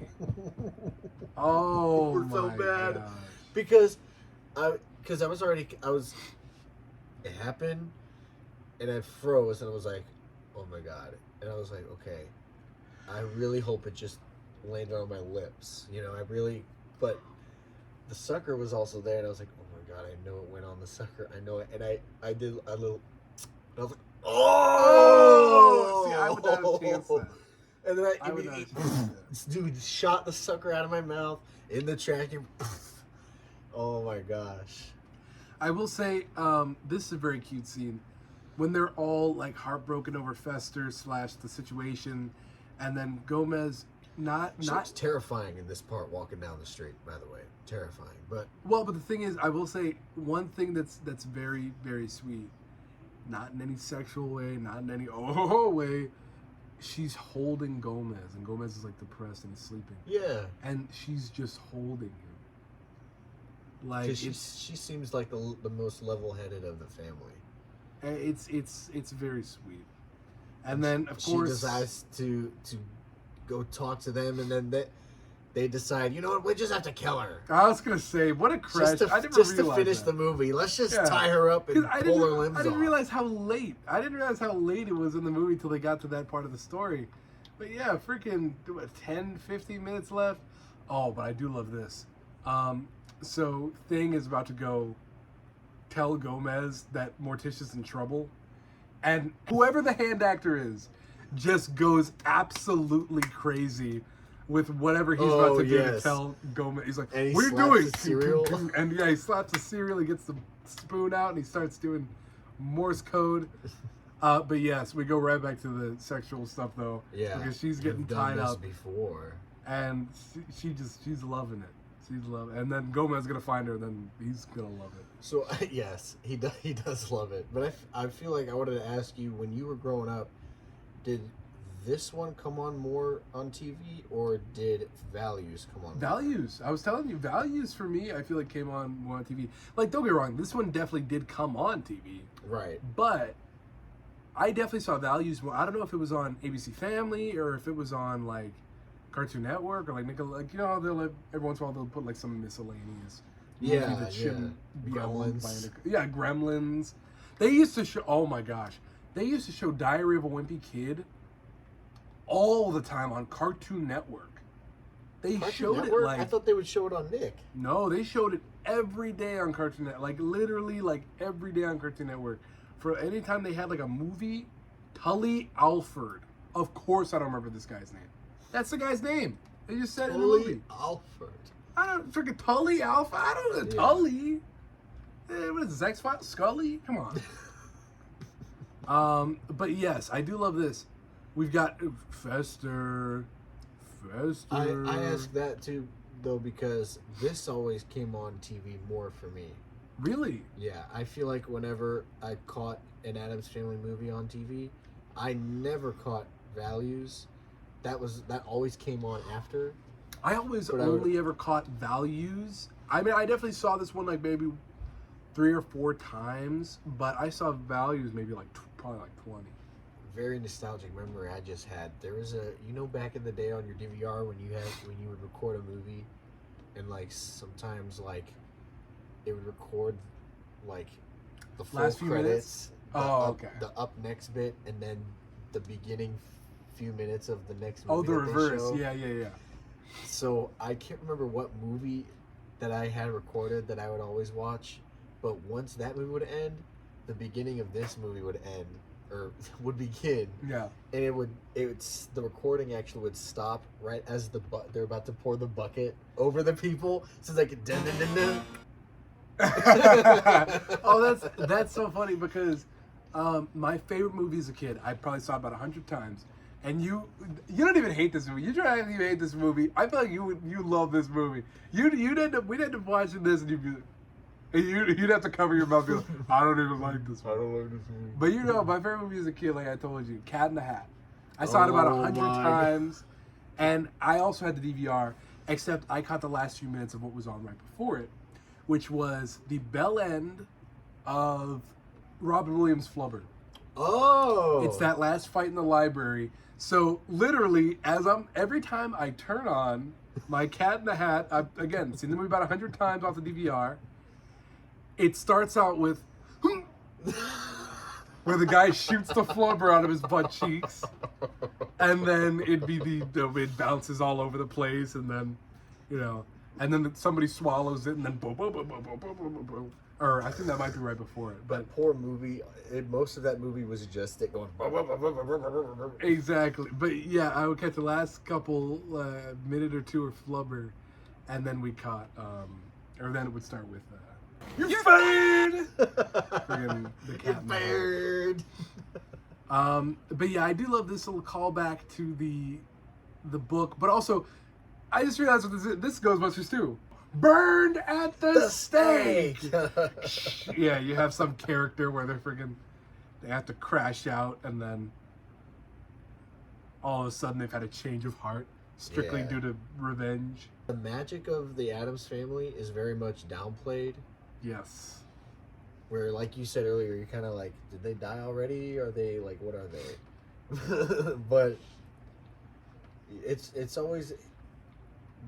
I think that's part of the bit for them too. Is like they're the Addams Family. That's the thing, because Lurch is clearly normal for them. Lurch is clearly Frankenstein. Right. Lurch is clearly Frankenstein. Like there's no, he might be. No, he is. That's it. Yeah, I mean, He's freaking it's what 7 he foot acts tall. like. Also, that guy's still alive. How is that guy still alive? Really? Whatever that guy has, it's got to be the same thing as what like Andre the Giant had. Yeah. And he's dead. Then again, though, Big Show had it, and he had it. He had the growth hormone stuff. That guy, he's in Men in Black. Big I Show? just realized. No, I'm just kidding. Lurch. Lurch, yeah. Lurch is in Men in Black. Yeah. Is it the first? Yeah, it's the first. He's the guy who sits with the other old man with the Orion belt cat in the restaurant. And you know what? That makes sense. And they have the conversation, and then they get it in the neck. Because Barry Sonnenfeld. There you go. I do love this though. Are they Da-da-da-doo, dead? and they freaking caught the Doesn't thing. matter. I love that too. In the second one, whatever that marriage scene was happening, when they dragged that dead body behind the car, Mhm. I said, me and Desi were watching. I said to Desi, I was like, "Is that person dead?" And Desi goes, "Doesn't matter." You can always tell, especially in these like 80s and 90s movies, you can always tell what clips they use for the trailer, what clips they might have even made just for the trailer. Yeah. Definitely that Halloween one. The Addams Family. Woo, there it is. There. And I like how both movies end with like a black screen and a little title card that says sometime later or Yes. however many months later. Why does every fairy costume person put glitter all over their chest? That's a Have good you point. I didn't even noticed notice that. But have you noticed that before? I don't know if I've seen enough fairy costume people. I don't know what kind of sites you're looking at. Remember, let's get a callback. Throw in that clip from Beetlejuice, where you're over here blasting all of your shorts because of the Sabrina Carpenter music video. Remember? You were the one that was saying that. And it, even though it may be true, you were the one that was saying it. As much as I hate to say it, dude, Pugsley is one of the most useless characters in the movie. Not in the sense of he's like, you know, it's wrong that he's there. He has to be there, but he has literally nothing to do. But I love that he's his Uncle Fester. Yeah. Yeah. He's got a little Uncle Fester bald cap on. Exactly. They're like, no, he shaved his head. Don't worry. No, No. I love that when they freaking try to pass off the bald cap just to get whatever comic relief character. What do you mean I could have just combed the lights out of my hair? Oh my god. Like, yeah, we've reached the end of Addams Family 1. Let's do a quick skull rating so that we don't forget. That's while true. we wait for the second one to start. I would give the first a 7. Solid 7. I would give the first. Honestly, yeah, I'd also give it a 7. Yeah. Because I know that I'm gonna just fall all out laughing at freaking Addams Family Values. And Well, there are still some great moments in this. that actually, catch you off guard. I'd say maybe an 8. I'd say an 8 because they do pay so much attention to detail. It's not as funny, but not because it's not as funny, but because it is as funny. But I know that it's gonna get better from here. True. So I'd give it an 8 because they still, although it's not as funny, they put in the work to make it attention to detail and to like set up the story and everything so that everything falls into place. We're about to get into our review of Addams Family Values in Act 3 of the Creepy Peepers podcast. On to Addams Family Values, where we're gonna screw you with another review of Addams Family 2. This one begins with Fester howling for some reason. Yeah, I guess they were like, so nice we did it twice. Let's do hello. a joke where you think it's a wolf, but it's obviously Christopher Lloyd. So you're just It's kind of not like, Fester. why is Fester just It's screaming? not Fester, it's Christopher Lloyd. Yeah. I changed my mind. We get a nice, we get reintroduced to everybody, but they didn't just come over here and just do it again. They threw us right back in, but they gave everybody something to do. So Fester is howling, Lurch is playing the piano. What I wanted to know is this the same? Well, it's the same house, but is this the same set? 'Cause I feel like at some point when I was feel like it watching changed this, I little feel bit. like it changed too. I will admit this though, look, this is funny. However, See, look, the effects. they're breaking the rules. The effects are They're kind of breaking the rules. How would he lose an arm wrestle to Thing? Yeah. And then they cut right to Thing shaking the hand. There's no jump up. Yeah. Thing just flies at this point. Yeah, I was gonna say, I don't know. But look, even those green screen effects were looking good. Yes, no, you're absolutely right. They did get better. The cutouts. Also, yeah, I there's love the this. I love the fact that she's basically like the fact that it's like almost perfectly still. I'm assuming what they did for that shot, because once again, it's that old Hollywood. What did you call it? Oh yeah, the slit light like. Yeah, it's once eye again light that thing. as they're They laying had down. sex. But the way that she's like perfectly still on the thing, almost as if she's levitating above it. I love that. See, that's the first joke. They had sex. Yes. They're like one of the first. My parents said that the stork delivered the dick, and then they have a baby. Yeah. My parents had sex. But I also, dude, Yeah. I will admit this one was a little too frantic for me. Dude, when freaking Thing is attached to a forceps. Ah! Okay, Oh dude, why is Thing freaking clowning around in the operating Also, room? why is Thing skateboarding around like it's freaking Skate 3? Exactly. Like, look at we have a full dedicated look. That whole scene fully And I dedicated guess- to that moment. And I can only assume that was probably just for that. Let's just show them how cool Thing got. Let's see how cool our Thing effects got. Come on, we got a budget. See, don't they look so much better? We have an extra 15 million. We can just and just piss it away really quick if you guys want. Yeah, see, like that makes sense. All right, he's having to push up the door with 2 fingers. Don't give me freaking. And I love the wrist nursery with the evil evil pictures wall art. Yeah, evil The wall art. mobile of blades. knives. Yeah. But yeah, the introduction of a baby into the family, I will think admit, would go wrong. This is a point I wanted to bring up to you. yeah. With Beetle Baby, with every time they bring a baby into the No. But as fans may remember, all right, Dane was a freaking Beetle Baby sympathizer. He freaking loved it, and then I enjoy it. I enjoyed freaking- it, but I can see what you mean when it's like you know what I mean. Well, 'cause Sometimes the baby's a especially- hindrance. Especially monster babies. Like, Yeah. I'll be honest, dude. Like, when they had Deadpool and Wolverine and they had baby Deadpool, that's fine. Like, if you want to do it in a comedic sense, I get it. But, yeah, especially when it comes to horror, it does tick me off usually because there's no reason to. For example, Beetle Baby, it wasn't just that Beetle Baby exists. It wasn't just that burp and fart.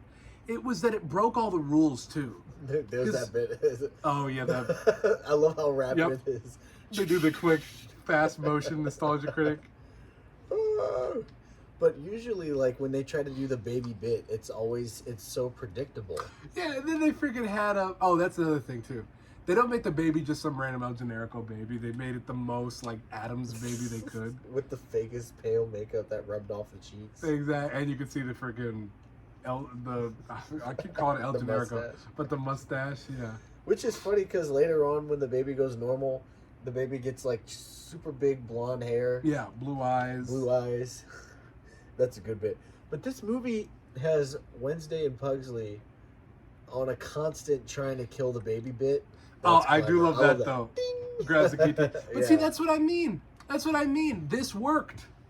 Bringing in this baby worked because it gave the kids something to do too. Exactly. It gave Pugsley something to do, and it gave Wednesday something to do, other than just let's have the kids kill each other again. Now it's let's have the kids kill the baby together. You know what I mean? It kept the family busy, but it didn't keep them so busy. And the baby, by the end of this movie, isn't the focal point. Yeah. The focal point is Debbie and that whole thing by the end of the movie, and the baby's just kind of there. Yeah, the baby And honestly the baby's adds getting nothing affected. in a good way. Right. Yeah. The baby is just Like, it's A another baby. thing to worry about because you're like, oh no, the Addams baby is turning into a normal baby for some reason. It kind of reminded me of Malcolm in the Middle got away with this, even though they added a baby in like season 4, or at least they had the pregnancy in season 4. I think they actually had the baby season 5. Once they got to like season 6 and 7, then it was still about like Malcolm and the rest of the family. It wasn't really about baby Jamie. In fact, the fact that I remembered the baby's name is a friggin' miracle. They barely do anything with that Yeah. baby. Exactly. And then And here we- comes instantly. Well, we had a montage of the other nannies that tried to come before them. Oh, that's right. That's Yeah. right. That's right. That's always a classic scene. Debbie Jelinski, played by the glorious Joan Cusack, one of my favorite. Okay, gold dust over here. In this movie, though, I mean, come on. Like, she's doing her thing right now. Come on. You guys cannot Dane's deny... exploding in his pants again. But here's the thing. Am I wrong? Oh, the thing is, yeah, Joan Cusack is just already one of my favorite comedic actresses. She's so funny in this. She's so School of funny Rock. in School of Rock. Yeah. Oh man, that's the second one I was gonna bring She's up. Jessie in Toy Story. Yeah, I think. Jessie in Toy Story. And then what is it? She's in that show, Series of Unfortunate Events. Yes. Oh, she does great work. Actually, there is a bit in this that I will admit is a big enough sex joke that this could have landed the PG-13. That might be why. And actually, and I just realized that's why the baby exists. Because at first I was like, actually, yeah, why does baby exist? It's because then they need Debbie to take care of the baby. Remember? That's true. And they need her to advance the plot, and so the only way they could get her was with the baby. But there is a bit coming up that you can see might have been the reason why I got the PG-13 rating, and it happens upon Debbie meeting Thing. Oh. Yep. That bit. Even as a kid, I was like, oh Dude, my god. oh my god, yeah. Also, they talk about a bit later about Uncle Fester being lonely, and Gomez says, "Well, there's always Thing," and Thing's hand shakes. Do you remember that? Yeah, I do, and I didn't get that joke as a what? kid, but oh man. Excuse me? Which, considering Thing is just a hand, Yeah. that literally needs, and don't freaking hit me with some freaking, oh, they're being woke. No, we're not. It's just true. That means Thing is getting raped. Yeah. I mean, like, let's just call it like it is. That means Thing is getting raped. He's just a hand. This isn't, oh, he's being assaulted. No, he's just a hand. Yeah, and I like But that. I love this. Thing Yeah, triumphant. Yep. I'm always good with my hands. I love that.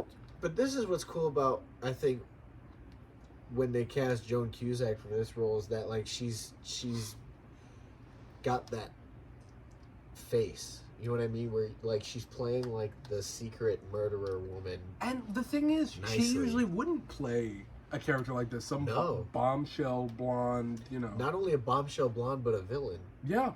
Yeah, usually she plays the, are you crazy? She's in, I just found this movie over at my grandma's house, My Blue Heaven. Oh With yeah. Steve Martin and Rick Moranis. Great movie. Steve Martin plays an old, it's basically Tony Soprano. He's like, you know, witness protection mafia. And Rick Moranis is the FBI agent, like, you gotta stay undercover. And then Steve Martin's like, I don't want to stay undercover. And then Joan Cusack is like, harumph. And then Steve Martin is like, but I like you, miss. And she's like, harumph. And this is what I was talking about with the shots of the house being, I think, a lot cooler in this one. All Like, right. hey, look at this. Like, I don't remember I was their. I cut away from it too quick, but I did notice. I don't remember their sight line being that large. You know Absolutely what not. No, you're right. Yeah, they definitely threw a little extra matte painting on there. I mean? Okay, yeah, right. Hang on. You're not gonna freaking turn around. Also, they walked right into it as if that hole in the ground isn't there.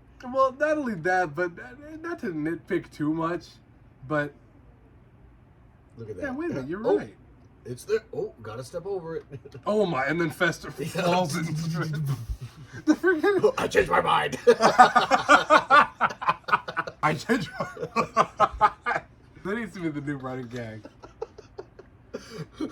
This baby, oh my What the god! yeah, what was that? I changed my mind. It's close to midnight. I mean, how much money do these people have, right? That's what I Everyone's going after mean. their Like, money. they have magical books, all this history, all this money, but they act so like casual. You know, they're just like, oh yeah. Debbie really disappears into this role. Look, Yes. I even called her Debbie. Call her Joan. Debbie. Joan disappears into this role. Yeah. There's a scene later. Also, where she she's obviously laughing. just fully saw Winston, right? Obviously, yeah. I know why they're trying to be. No, maybe That's don't why see. That's why she gets the idea to send them off to summer camp. She's like, I can't have these kids spying on me. Debbie's at that perfect middle ground, and I think a lot of movies used to be a lot better at this, like the 80s and 90s, into the early 2000s, is when you first start to see that drop off of non-obvious villains. Like at first you're like, Yeah. oh, villain, maybe not, maybe not. You know what I mean? Yeah. Yeah, like with Debbie right here, I'm like, You can already tell something's off. you can tell something's off, but at the same time, she isn't just immediately jump. Usually in like movies and TV shows, they'll just jump right to it, or they'll have like one nice interaction. Like imagine if we had episode 1 of Creepy Peepers. Hey Dan, nice to meet you.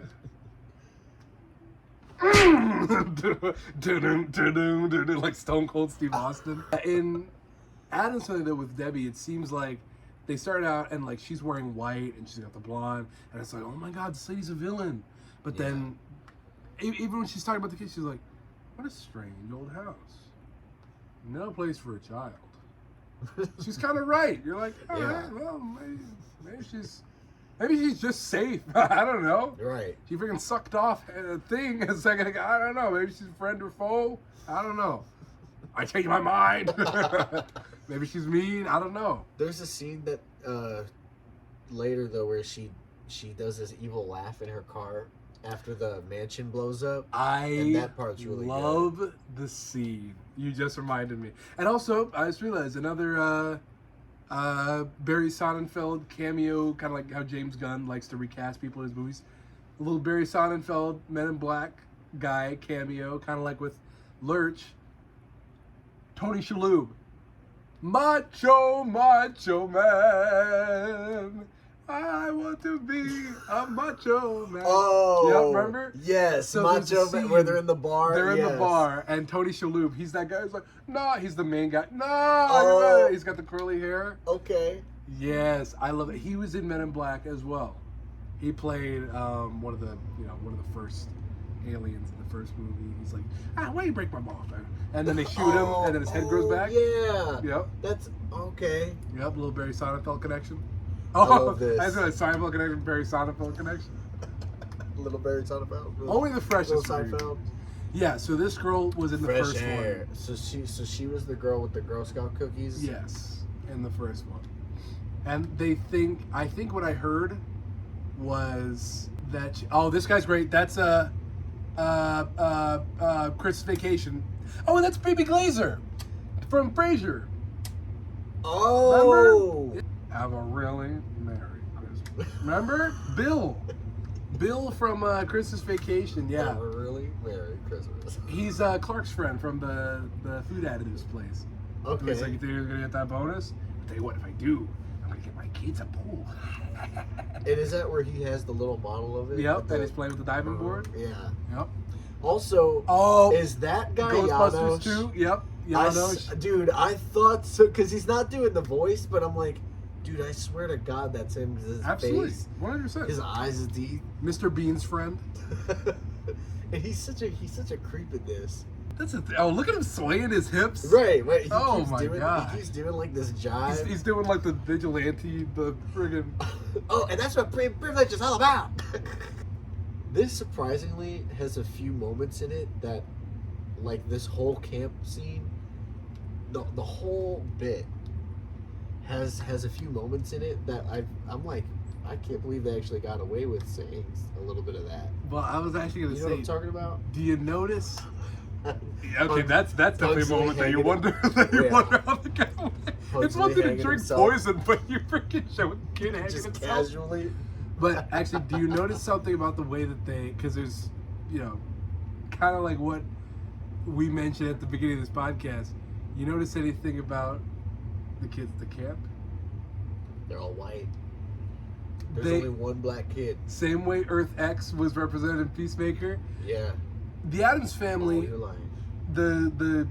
the comic strip was made by a Hispanic guy, and so That makes sense. as you see the influence with like characters like Gomez and stuff like that.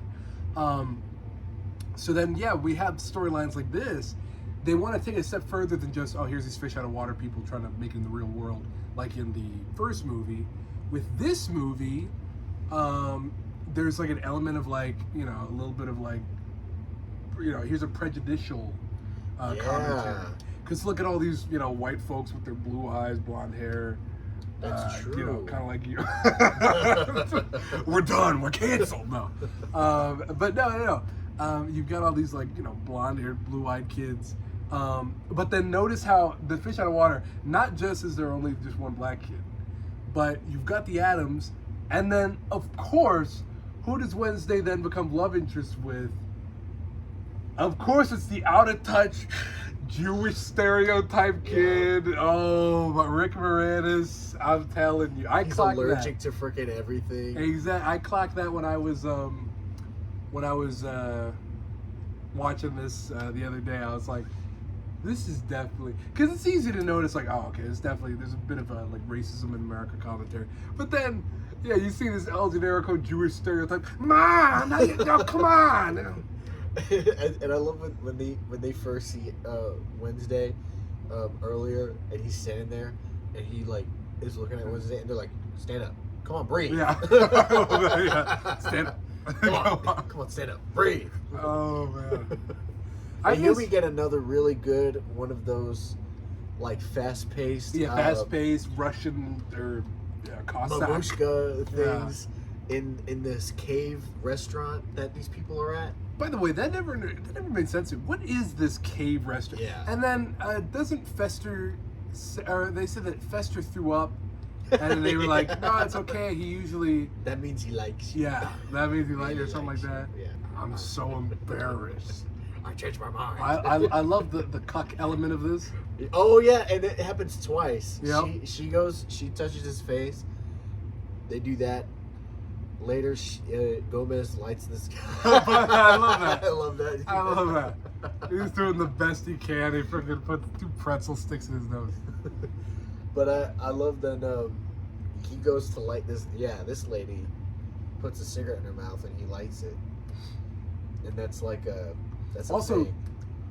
You were talking about old Hollywood influence. She's got the cigarette holder in the ball of her hair. Looking all 1920s. This is ridiculous. But yeah, I was like, okay, imagine doing that in real life. I'd love to do that in real life. Did you ever play with those in elementary school in music class? The actual mini cymbals? We never got to. I love that. We were poor. All we had was the blue sticks. Oh, remember yeah, those? We had boomsticks. Come on, let's make a beat. Yeah. My name is Jeremy, and I'm here to sing. Me over there with the sticks, putting them in my nose. Oh. He does the bit twice. I was gonna say. He's like, I'll try it again. Us on the show.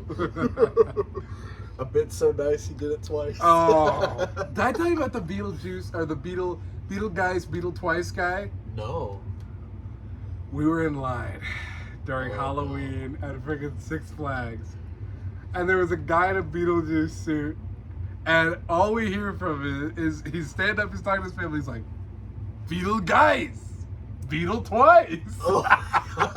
He's doing the hands out. Here comes Fester and Debbie's cemeteries. Oh wait, no, they don't have it here. Cemetery what? Cemetery sex. Oh, I knew that's what you were gonna You knew that's what I was gonna say? Yeah, but I just didn't want to hear it. I don't want to be buried in a cemetery. Oh, yeah. Oh, what are you getting into? Oh, he's got his ball. That scared me for a sec. I couldn't see it. I thought he was going to throw a ball. Something that I love that this movie did, and I like it because with Tim Burton movies, he makes this point really in your face. The fact of like these really happy-go-lucky, normal camper people really are like nasty villains in this movie by the end, when they're constantly like rounding up and like angry mobs almost, and also like, you'll notice shoving them in when it's like cabins. These are people who play the natives. Yeah, and it's the one black kid. It's the Jewish stereotype. Yeah, it's all the Wednesday. minority kids were playing. Yeah, the Indians. Exactly. Including these two, who aren't quite latching on to our Camp Wichita or Chippewa. Oh, Chippewa. Was it Wichita? I think Wichita's. Wichita's Kansas. Yeah. Yeah. I'm silly, but good friends, good fun, and a little time in the Harmony Hut, which is by the way, this is one of the funniest jokes in the entire movie. Oh my God! Yes. You know the bit that's coming up. Yeah. Right in the in the corner. Yeah. Here it is. What are you in for? I wouldn't go horseback riding. That's all. And I wouldn't make a birdhouse. Why not? I just wanted to read. Not on my time for it. And then he steals his book and laughs in his face. Stupid kid. I miss Vince Vaughn. Yep. Michael Jackson.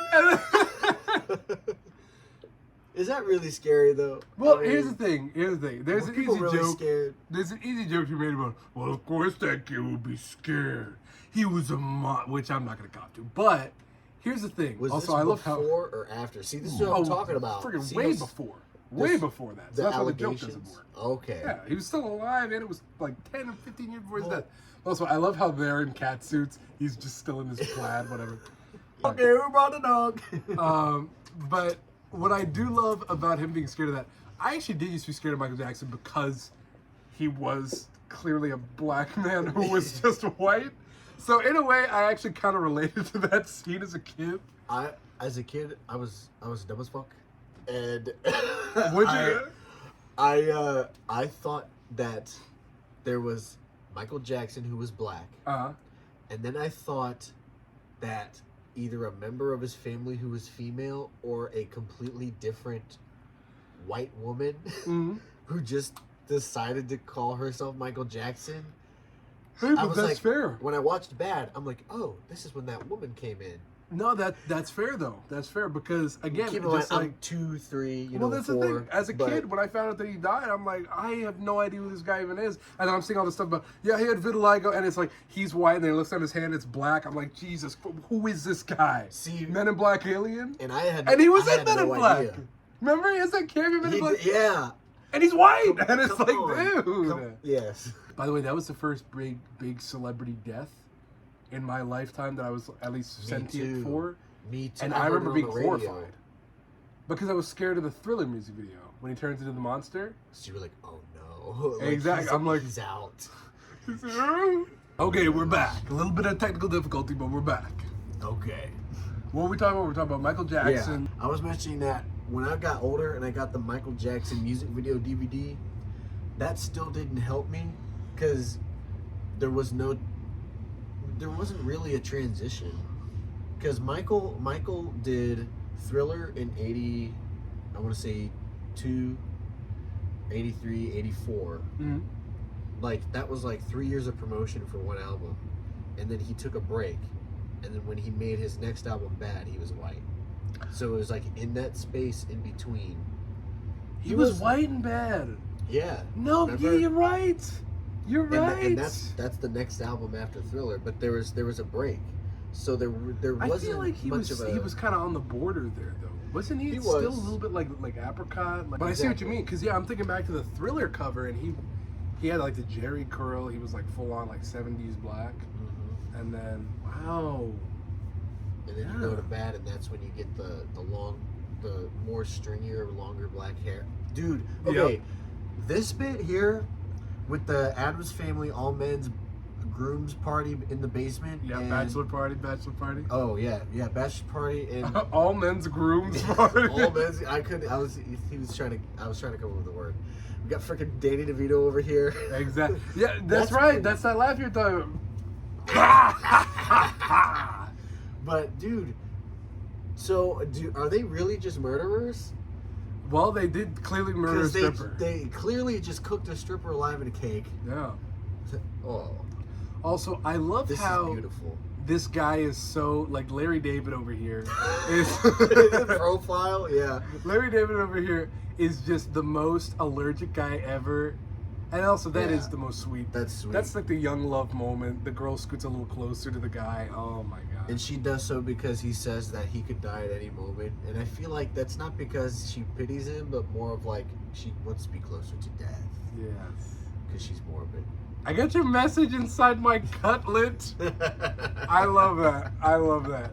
We get to. I do love this. I do like how the storylines do converge. How like They we're make worried about it my work a little uncle. better. Where about my uncle? We need somebody to help us.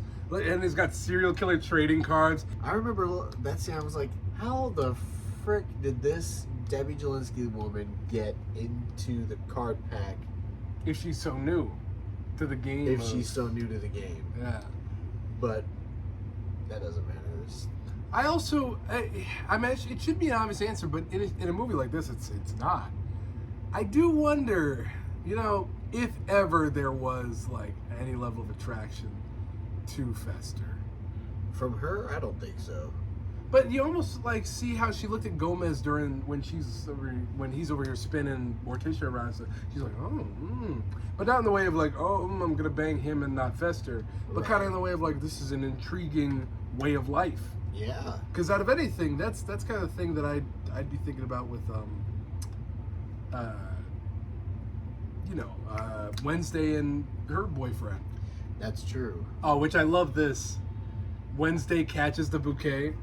But why would Wednesday fight for it? Because I love how they pull out and all of a sudden it's like, tramp. Yeah, I love it. Frickin', It's not binding. Tramp. Wednesday fighting for that bouquet. Okay, yeah. Right? That's out of character. It's out of character, but is it? You know what I mean?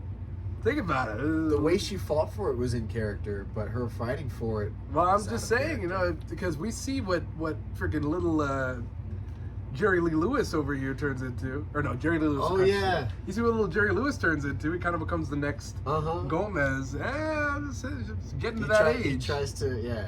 How do I look? How do I look? Oh, God. Yeah, No, it because is. I remember. How do you go from Jew stereotype to freaking Cubans? I know black. I know black. I don't mean to kid. Oh, I love this. They jump right into this plot line too. They don't waste time with these storylines. They just go straight to It's got that perfect, almost sitcom like scene to scene. Desi, I was talking to Desi. I watch both these movies with Desi. That's why I keep bringing her up. But she told me how she's like, there aren't really any transitions in these movies. Like they don't transition well. I'm like, well, I mean, they don't need to. I do love this when sorry, I know this isn't much of a review, but we're kind of going off of the fact that you might have already seen this, but we'll catch up to the plot in a second. When she drops the radio into the bathtub with Fester, and then it's got that flashing lights, and then you see Fester, and then you cut to Debbie, and she's. Yeah. I always loved that as a kid. And it's cool to see because older movies, when they do that strobe light effect, it always makes it look like a newer movie for me. It does. You know what I mean? It really does. That looks like something because the 2000s love to do that stuff. Yeah, they have like a jaunty camera angle out of nowhere. And do that strobe light, like do the action scene with the strobe lights. So, Oh God! Just like Gomez and Morticia with Fester. this scene was uncomfortable to watch. Oh! You better watch it. What? Oh my! Slappy! I didn't know he was in the. Ah! By the way, Peepers, if you're not familiar with us, that bit will make sense at some point.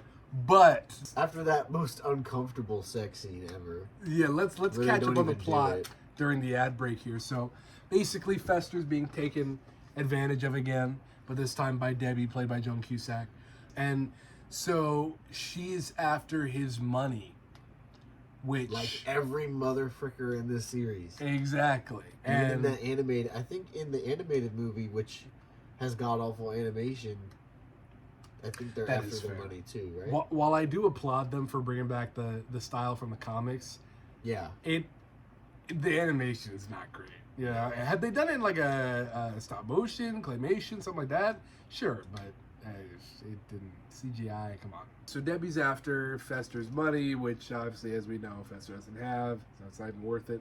But Gomez and Morticia actually aren't really doing anything. Except raising their baby. Yeah. But it only becomes a situation to them when their baby begins to turn into a blonde little Shirley Temple child. Because of the absence of Fester. Because of the absence of Fester, which Doesn't make sense. I'll be doesn't make honest. It's a sense, plot. comes out of nowhere, but whatever, I'll accept it. Yeah. But what really comes out of nowhere and doesn't make sense at all is that all of a fucking- sudden Gomez is dying? Yeah, Gomez is all of a sudden on his deathbed. Oh, everyone is singing, and then Yeah, I'm he's like, singing like Italian opera, which now all of a sudden means that he's freaking about to pass away. It's the first movie's equivalent to the train scene. yeah. Yeah. And by the way, this bottle making, was that vanilla extract, Yes. egg, and vodka for the baby? I'm kind of starting to lick my lips a little bit. You know what? We'll make some. I got I'm some just saying. vodka. I got some eggs. Then they kill And you- Eagly. Yeah. Oh, you stole my joke, you a-hole. We've already we've been keeping up with that plot pretty well in this review. Yeah, their kids are at summer camp, so they don't catch on to Debbie's. Tricks of the trade. Yes. And she's, I guess, tried to murder Fester several times at this point, and she's just getting more and more pissed. Yeah. Stand up, son. Breathe. Yeah. She's just treating him like, stand up, son. And I love the line he says later, he's like, oh, I'll never forget the way she used to tell me, go away, or Go something away, like that. Fester. Yeah. You're embarrassing me. Exactly. Also, I love this. This They Danny DeVito looking. Putting Fester in a wig, Barry Sonnenfeld must have just thought was the funniest thing ever. Yeah. Which it is. It is. But also, fans of the one podcast, the H3 and Trisha Paytas. Yeah, they did this. Ethan was Fester and Trisha was Debbie. I remember, and they also did Penguin, and it was the same year I was Penguin. Yep. Yeah, we need to see. I think Fester was the year after 2020. I think it was that 2023? I think so. Yeah. It was right around there, yeah. But yes, so we're back with Gomez and Morticia, and again, now we left. No, we're no longer there. Well, again with the time skip as far as the movie goes, because I mean they did just show a scene with. Oh, we're getting to that minorities and the thing. Oh yeah, you're right. But so I'll try to. Also, the Thanksgiving Park bit again, but it's a coincidence that another Halloween movie is poking fun at the whole Thanksgiving thing. That's fair. Well, we don't get a lot of Thanksgiving movies. Let me pretend. In fact, Addams Family Values and Planes, Trains, and Automobiles. But then again, not as many people remember Addams Family Values and the Thanksgiving connection. So people are just like, oh, Planes, Trains, Thanksgiving. That's it. It's fair. I've done that. I've done that for ages, despite being a fan of this movie for years. Not everyone can be a star. Let's not forget our cheery little Chippewas, disabled kid, Asian kid, fat girl, Indian girl. No, Hispanic girl. Sorry, Consuela. Four-eyed kid and a black man. Oh my God. They can't even get his name. Jamil. It's Jamal. Oh my God. But Jamil, they don't even Jamel. say it. They don't even say Jamal. Yep. I'm not sure how to pronounce this. You know what? I just realized, and this is actually pretty funny because it would be a hard name if they didn't say it so much in the show. But when the guy in Peacemaker, he does about a database. He almost says database. Database. Badabeo. But yeah, dude, freaking cheery little Chippewa. And I love that. They expand. They're actually setting up a story. It's not just, let's just send the kids. You know what I mean? Right. And here's El Generico Lunch Lady. who I think, did they dub over that shout? Because she shouts really loud with effortless. But this is an iconic outfit. Yes. I've seen this shot and that look like done a lot. And I love this. The Halloween season. There's an element. The white fur on the stairs. There's an element of Debbie's jealousy towards Gomez and Morticia's perfect marriage. The fact that all right, see that's a sexual spell. Yeah. Yeah. A womanly way. I want you in the worst way. I think that's our third time we've said that in this episode. You have married Fester, you have destroyed his spirit, you have taken him from us. All that I could forgive, but Debbie, what? Pastels? No, get out! I love that. Get out! No, you're done. Yeah. That was too far. If you ever show your face around here, I would have you burned at the stake. I changed my mind. Dude, okay. By the way, scarier. Because she looked a lot like more friendlier and frumpier in the first movie. Well, in this one, she looks just. I was thinking really suspicion this lady was also probably getting old too. But I will say this: I know I just crapped on Pugsley. I just realized Mama Addams. Oh, also Nathan Lane is Nathan Lane. That's awesome. Yes, I love Nathan Lane showing up and stuff. I will admit, I did crap on Pugsley earlier. You know who really doesn't get enough love? Mama Addams. Yeah. Whatever, dude. Mama Addams. I don't even know her name. I think it might just be Mama. Yeah. Mama Addams has literally like one line, and I think each movie, despite having the most make. Okay, and then Gomez. Gomez has a freak out. I changed my Has mind. this planet gone mad? I Yeah. changed my mind. And also, I love all these freaking, this generic 90s police station with the Coke machine, the coffee machine. I shall not submit. I shall conquer. I shall rise. My name is Gomez Addams, and I have seen evil. And then they hold the baby. I have seen horror. And then they got He Frankenstein. waves, yeah. Which, by the way, it looks like he's got That's a more good bit. I've seen makeup on. maggots which feast in the dark recesses Of the of human soul. There at camp. There at camp. I have seen all this, officer, but until today, I had never seen. You. You think he's gonna like cuss him out or something, but he just says that. Yeah. Actually, I just realized I don't think any of the Addams swear once in their own movies. I almost said Christopher Lloyd, but No. going, damn, but that's Back to the Future. Yeah. Dude, that's so crazy. Cause yeah, I You guess. think Gomez says damn at any point? Well, but even I don't even know. Maybe swearing is for the outside folk. Well, but that's what I mean. It's usually just them who seem to do it. Damn you, Addams. That But no, happened a that long is what the time character ago. is. Just to be clear, we're not being anti-Semitic. It is supposed to be an old generic or Jewish stereotype, just to show that, once again, kind of like the other kids, he's othered. He's othered. So, yeah, the kids are at camp, and they're about to stand up to these blonde, blue-eyed Earth X carbon copies. And the parents / Mama Addams / Lurch / Baby Addams, I guess he doesn't have a They name. give him a really weird name. Nosferatu. Something. Oh, Pubert. Pubert is the name of Cousin It and the Lady's Kid.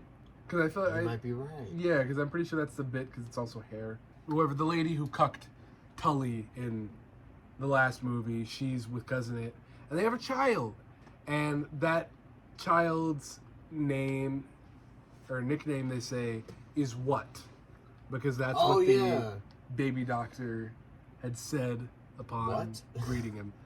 And yeah, and then we're Okay. we're flashed by freaking. Yeah. Is that I don't think so. The Grinch lady? yeah, I thought the same thing earlier today when I watched it. But she looks already old in this, kind That's of fair. around the face, and Grinch was made in like 2000. Yeah, she. Okay, So in it's that a case, possibility. this lady, Cheryl Hines from freaking Curb Your Enthusiasm, and whoever the lady who plays the Grinch, whatever, I get them mixed up time and time again. Every time I watch, because I just one and the same to me. I love this bit where they literally spend all day and all night watching Disney movies. Oh, and then yeah, they come who- out and they're like, Oh yeah, Wednesday Smiling Are you is ready? the most hilarious. Yeah. And it's just, I'm scared. It's like Simpsons. Isn't she pretty? She's scaring me.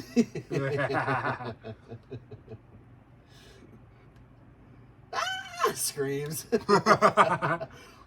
Stay back. He's very sick. Also, I love how the baby's not just sick. The entire room is Yeah. completely white and friggin' my baby. Yeah, Gomez falls back and now he's at death's door. From this point forward, just because he fell back, he'll be at death's door. He hit his head. Cox and Aw. fitter, cure and brattle, bone and brine. Dude. Bone and brine. Yeah, that's the thing. Mama Addams only finally gets some things to do in this. She kind of And looks she like... she looked huddled more in the first one, and in here she's like, And she's like actually doing stuff. yeah, and she's tall. She kind of looks like Margaret Hamilton. That is so weird they decided to do friggin'...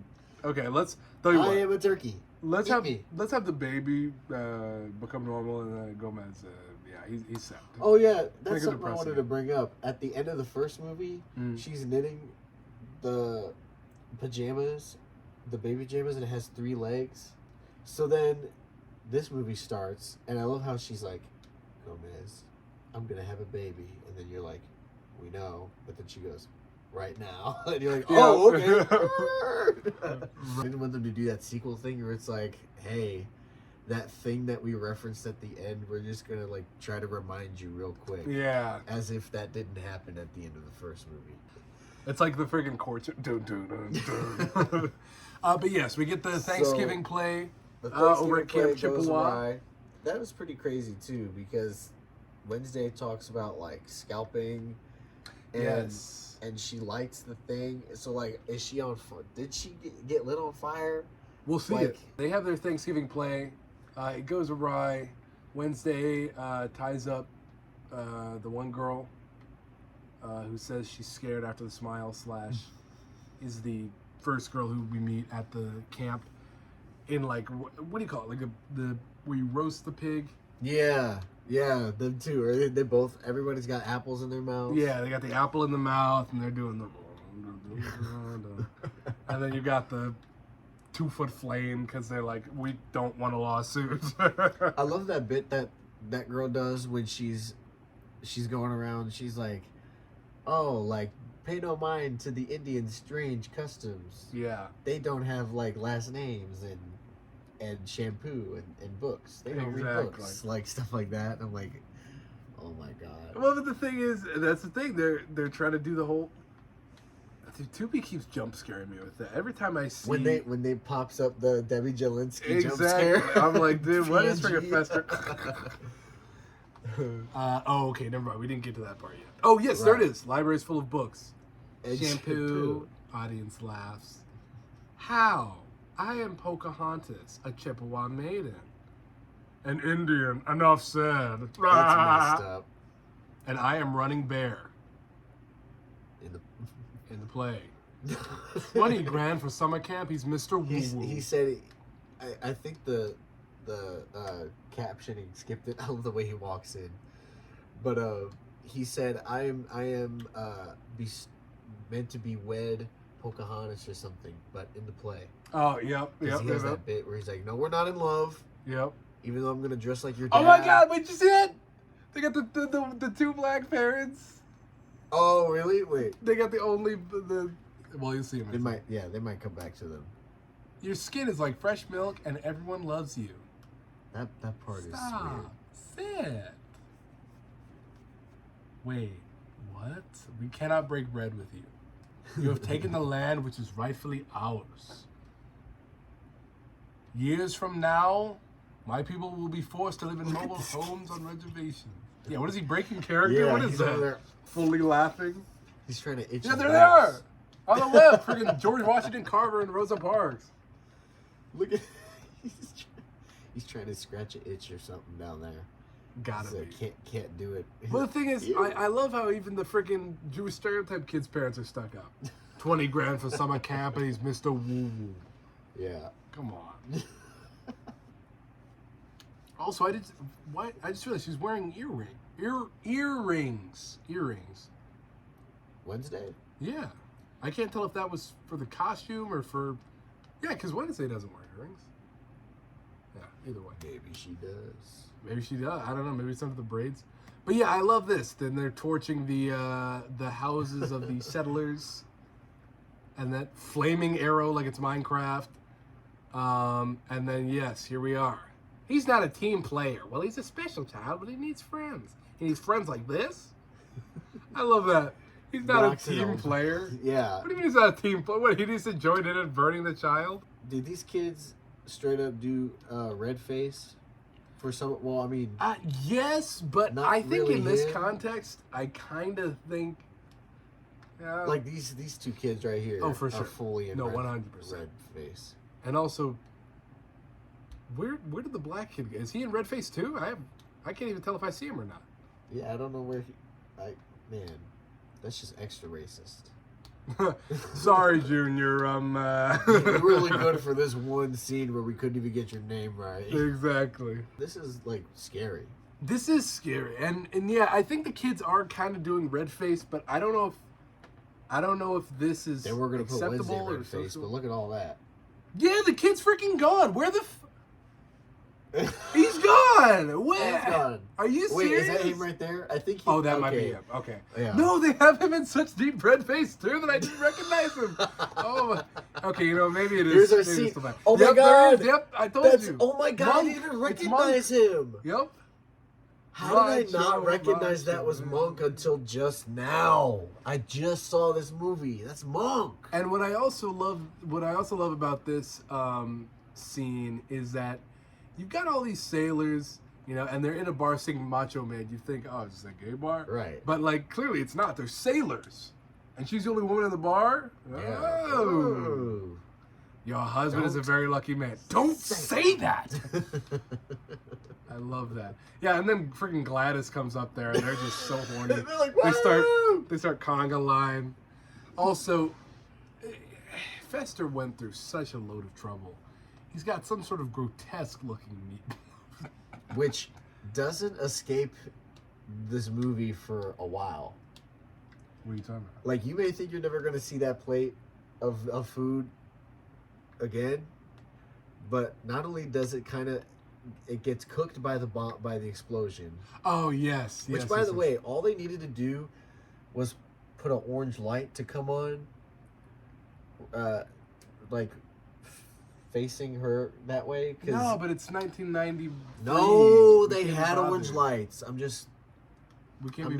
nitpicking. There's that nasty plate. Exactly. Yeah, I love it. She just gives up and she I'm pulls just gonna out pull out a gun. the biggest gun you've ever seen.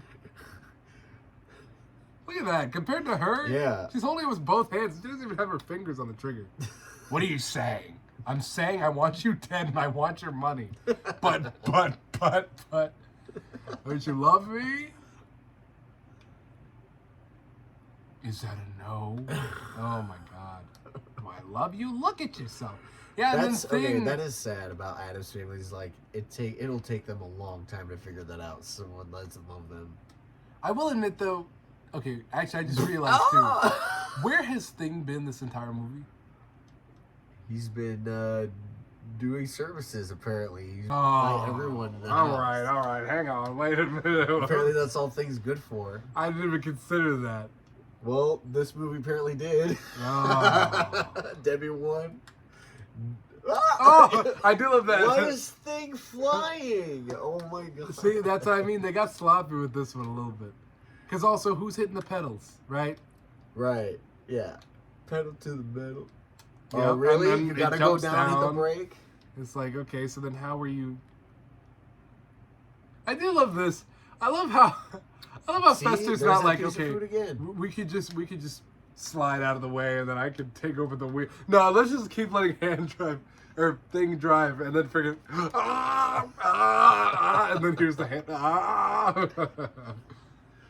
Also, did you ever notice that fireball that through the trees, how like edited it is? Oh my! Look, see how the God. camera moves Yeah, and that it freaking stays in place? CGI. Oh my gosh! He was 93. No, don't give me that crap. You just freaking got ticked off at me. But this is when CGI. This is when CGI was first CGI. No. Jurassic live Park action. came out this year. Right. Well, that's what I'm saying. Because you have this, you have Jurassic Park. Oh, hang You also have Batman Returns, which had the CGI bats. on. And that looked pretty real.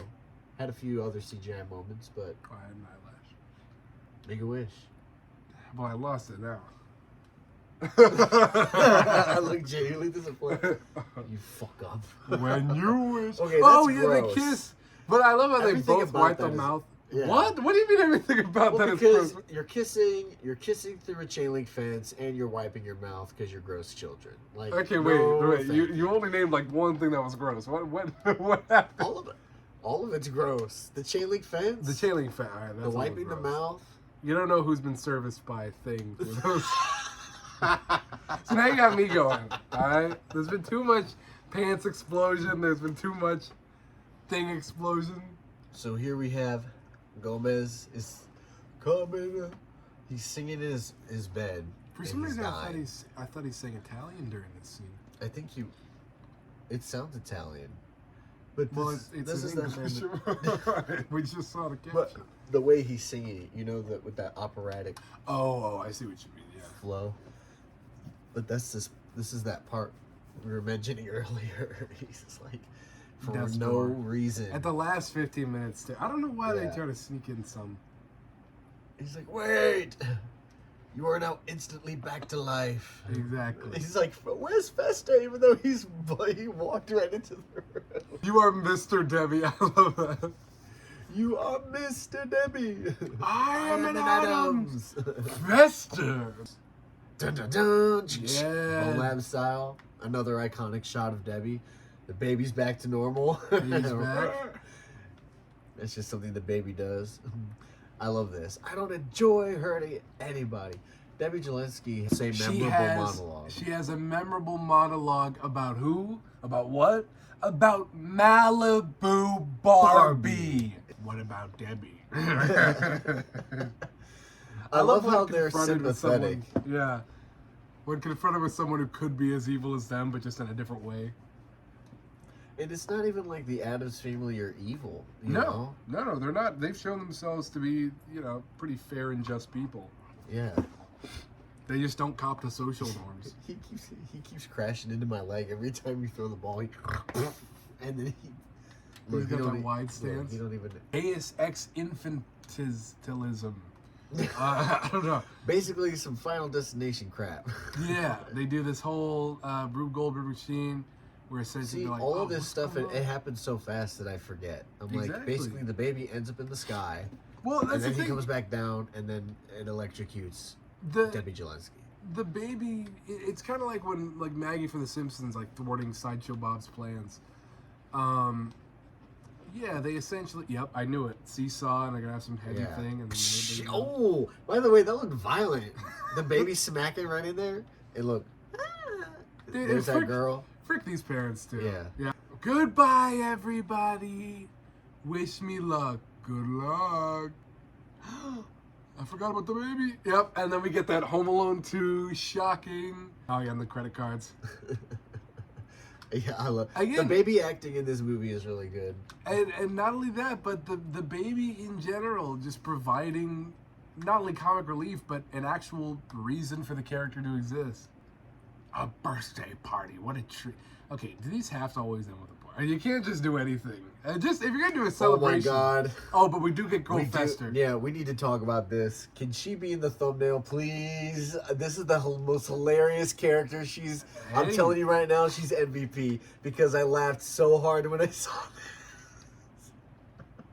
this. Because I'm like, did they really just come now, my precious jewel from Nightmare Before Christmas? Oh, but for my- Fester, forget it. Well, because that's why if we had gotten that third movie, we'd have the continued adventures of Fester and Festive. Oh, dude. Okay, you know what? That's a good point. Because as much as I was gonna say, it was like, oh, they really should have. I really wish they made a third movie. Mhm. Do I really want freaking? You just said you loved it. What do you mean? I loved it, but do I really? No, it's because it's so.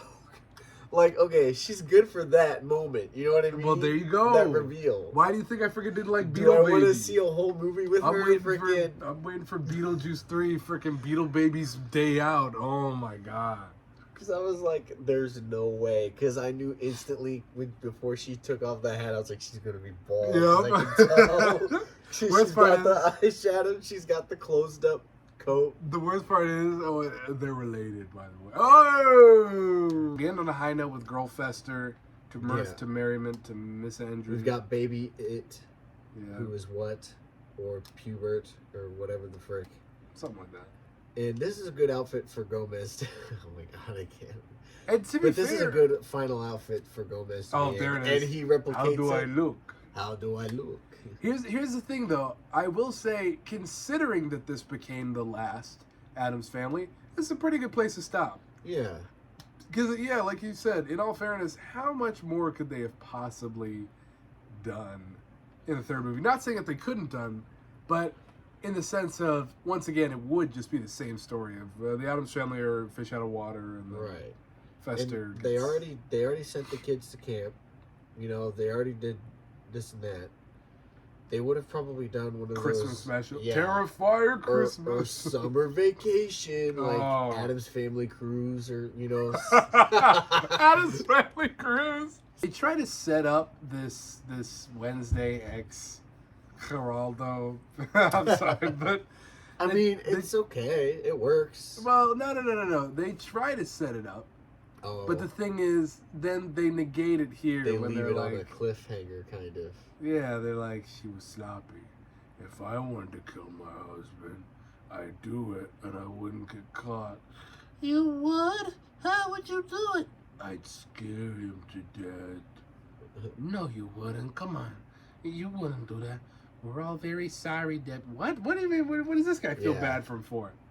You had your girlfriend in a freaking electric chair. Also, how is Debbie's arm coming back out, even though it was turned to powder? It's not. It's freaking grandma or something. Yeah. And then we end with whoop, Addams Family. There it is. Conan. Oh my god, yeah. I laughed. Speaking of you know Lady Fester. Should we do Coneheads? No. We can do Cone- Why not? Okay, you know what? I was gonna say it's an No. alien. What the hell?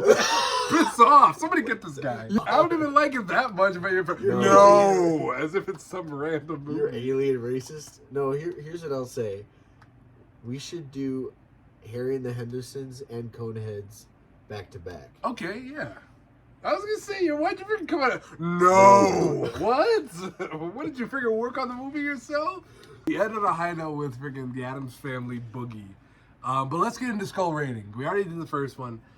Second one, 8.5. It's honestly not as good as I remember, but not in a bad way. Just, I thought it was a classic from soup to nuts. It does drag in like a couple sections. Yeah. Yeah.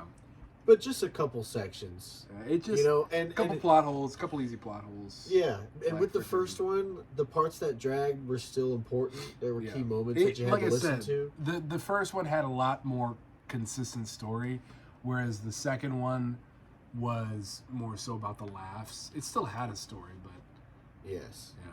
But at least it wasn't freaking Beetlejuice, freaking, let's have 1,000 characters running all around Yeah, everywhere, let's freaking and leave let's freaking forget. 5 plot holes. Yeah, and remember whole- this character who you forgot about?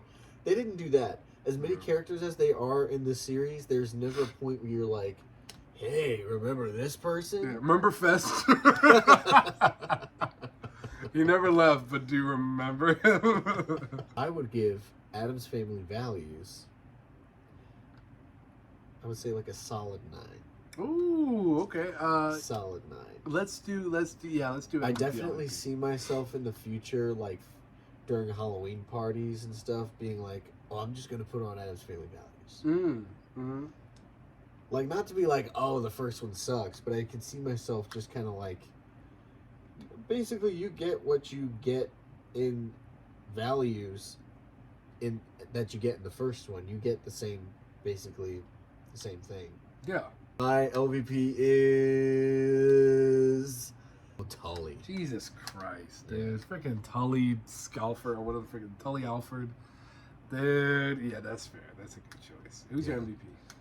My MVP Mrs. is either Fester. it's okay. Mrs. It's hard because I want to say Mrs. Fester. You for just the said what you laughs, said it. but I also want to say Debbie Jelinski because she's Well, Debbie Jelinski. Pick both. Yeah, It's I our picked show. We make yeah, the rules. Sure, why not? I picked those two because those are the true fine women of the Addams Family. There you go. Yeah. My LVP. I'll do LVP first. We'll do Dr. Pinder Schloss. Dr. Pinder Schloss. The woman, Oh my God, dude. Here's the thing. she's not too memorable of a villain. That's what I mean. She's not memorable enough of a villain. It's not that she did a bad job, but she's not memorable enough of a villain where I'm kind of just like, all right. I know she's remember gonna the get her side comments. guy. Yeah, Tully, I at least more than remember her. Tully. Yeah. And then MVP Christina Ricci. No further questions. All right. Addams Family, whoop! All right. Well, on that bombshell, we already foreshadowed what we're gonna do in the next episode, but it's basically gonna be a rundown of all the newest horror movies that have come out this year and will be coming out the rest of the year. Might have already come out. It's a little bit outdated, but only by like a month. Don't cancel us. And we're still But- going to check out some of them movies too. So Exactly. it's going to be a full, juicy, pumpkin-y, delicious Halloween this year. Perfect. 2025. It's gonna be a Terrifier Christmas. Yeah, it's so terrifying Halloween. What? Remix? This Halloween. Oh, the Terrifier's gonna eat my screen. But yes, without further ado, though, we will see you next time On the Creepy Peepers Podcast. I want you in the worst way. I changed my mind. I changed my mind. Delete the footage.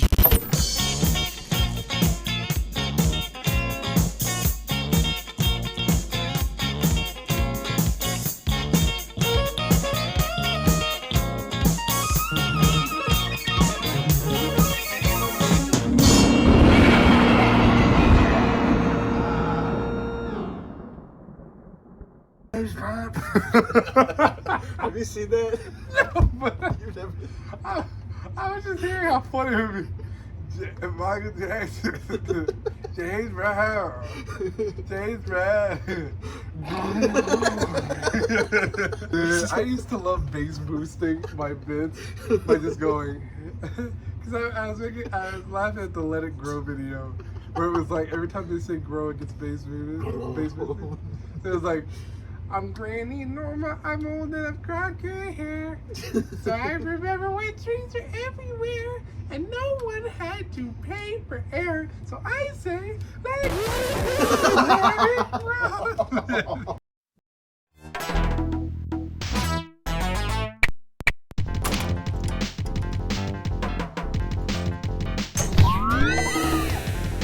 Don't touch yourself.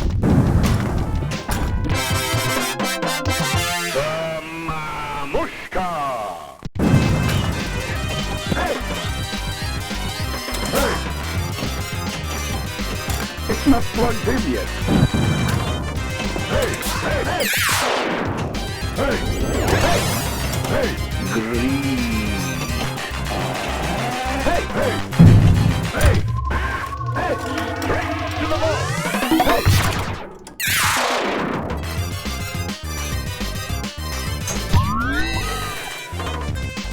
Good thinking!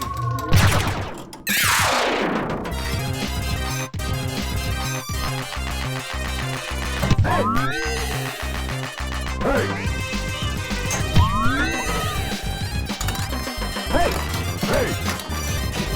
Now you've done it.